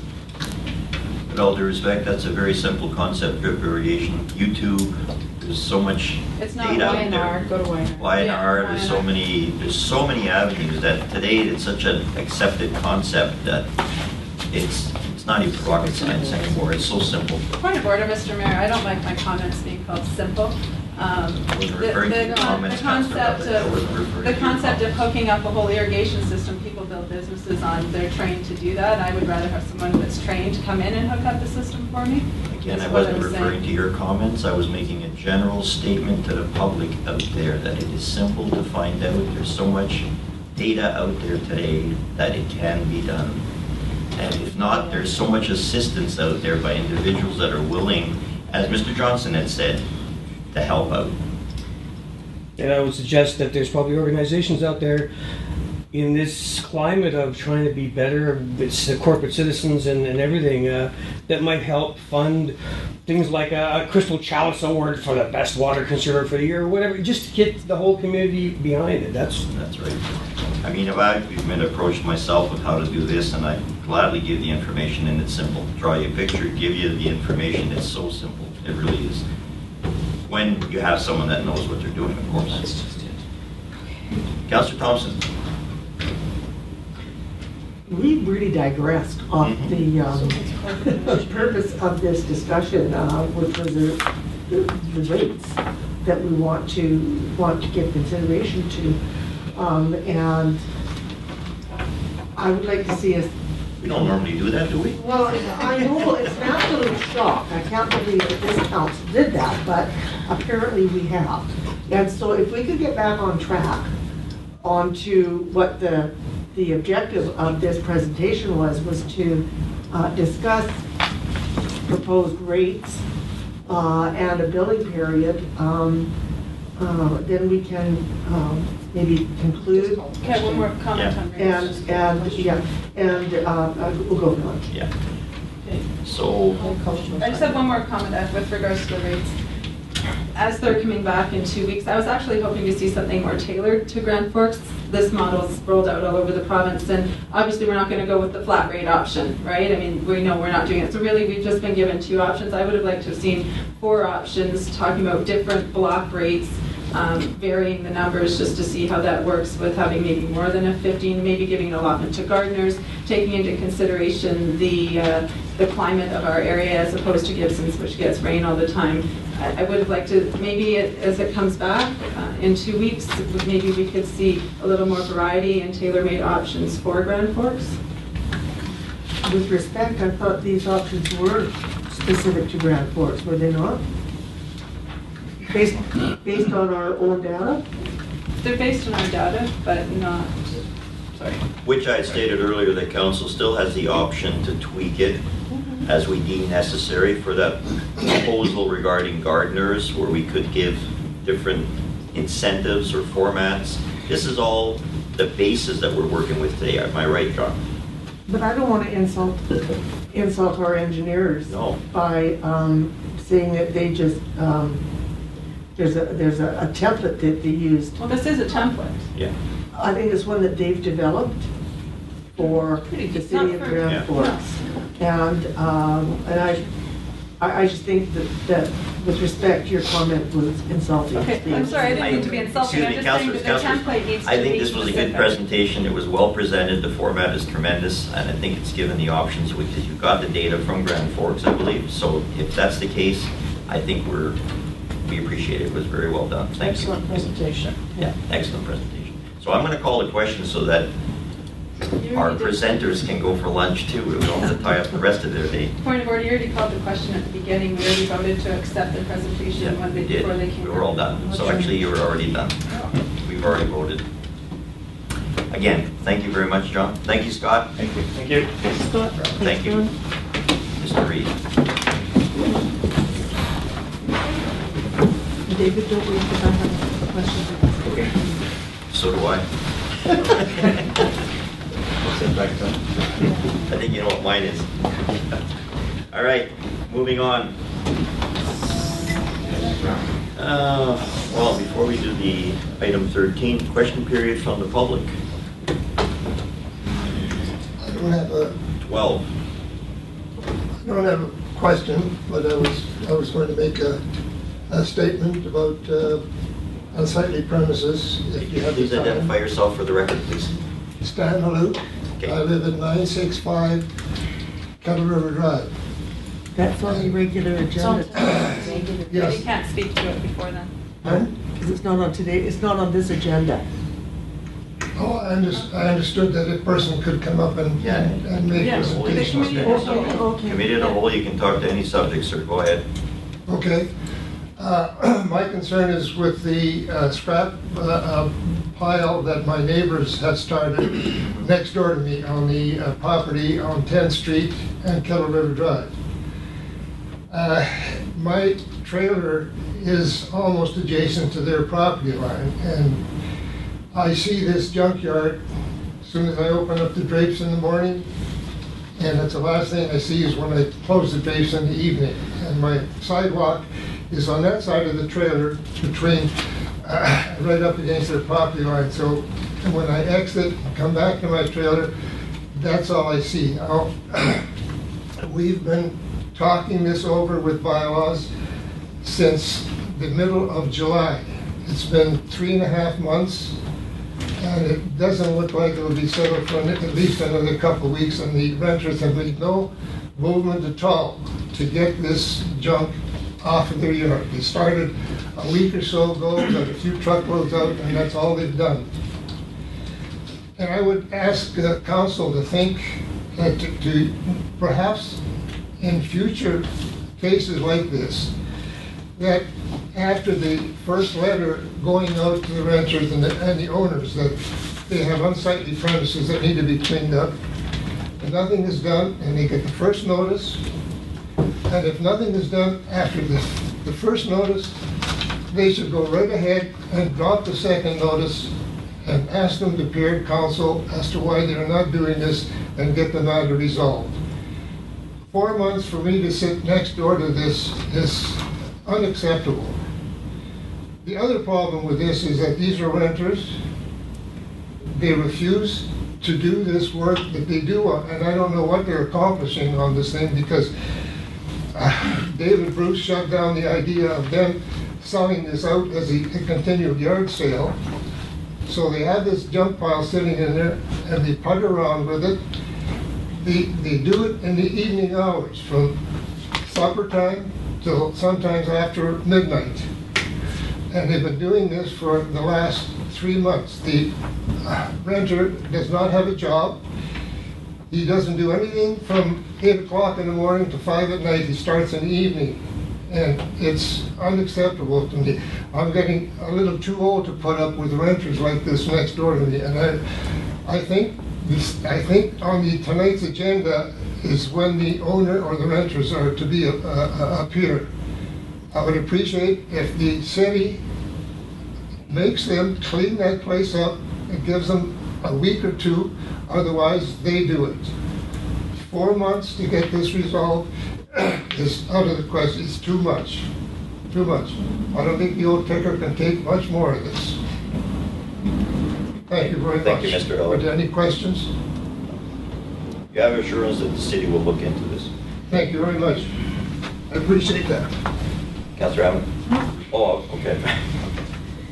Any other questions or from gallery, from the media? Seeing none, I will now move on to the item 13, the in-camera resolution. Chief Administrative Officer in camera immediately following the committee of the whole meeting, council will hold an in-camera meeting. The recommendation is that council convene an in-camera meeting as outlined under section 90 of the community charter to discuss matters in a closed meeting which are subject to section 91A, personal information about an identifiable individual holds or is being considered for a position as an officer, employee, or agent of the municipality, or another position appointed by the municipality. The acquisition, section E, the acquisition, disposition, or expropriation of land or improvements if council considers that disclosure could reasonably be expected to harm the interest of the municipality. Be it further resolved that persons other than members, officers, or other persons to whom council may deem necessary to conduct city business will be excluded from the in-camera meeting. Mover, please. Oh, Councillor Hammond. Your worship, did you not want to add something to the in-camera? You did. That only comes Section at the meeting. Okay, thank you. Yeah, it's under section 8.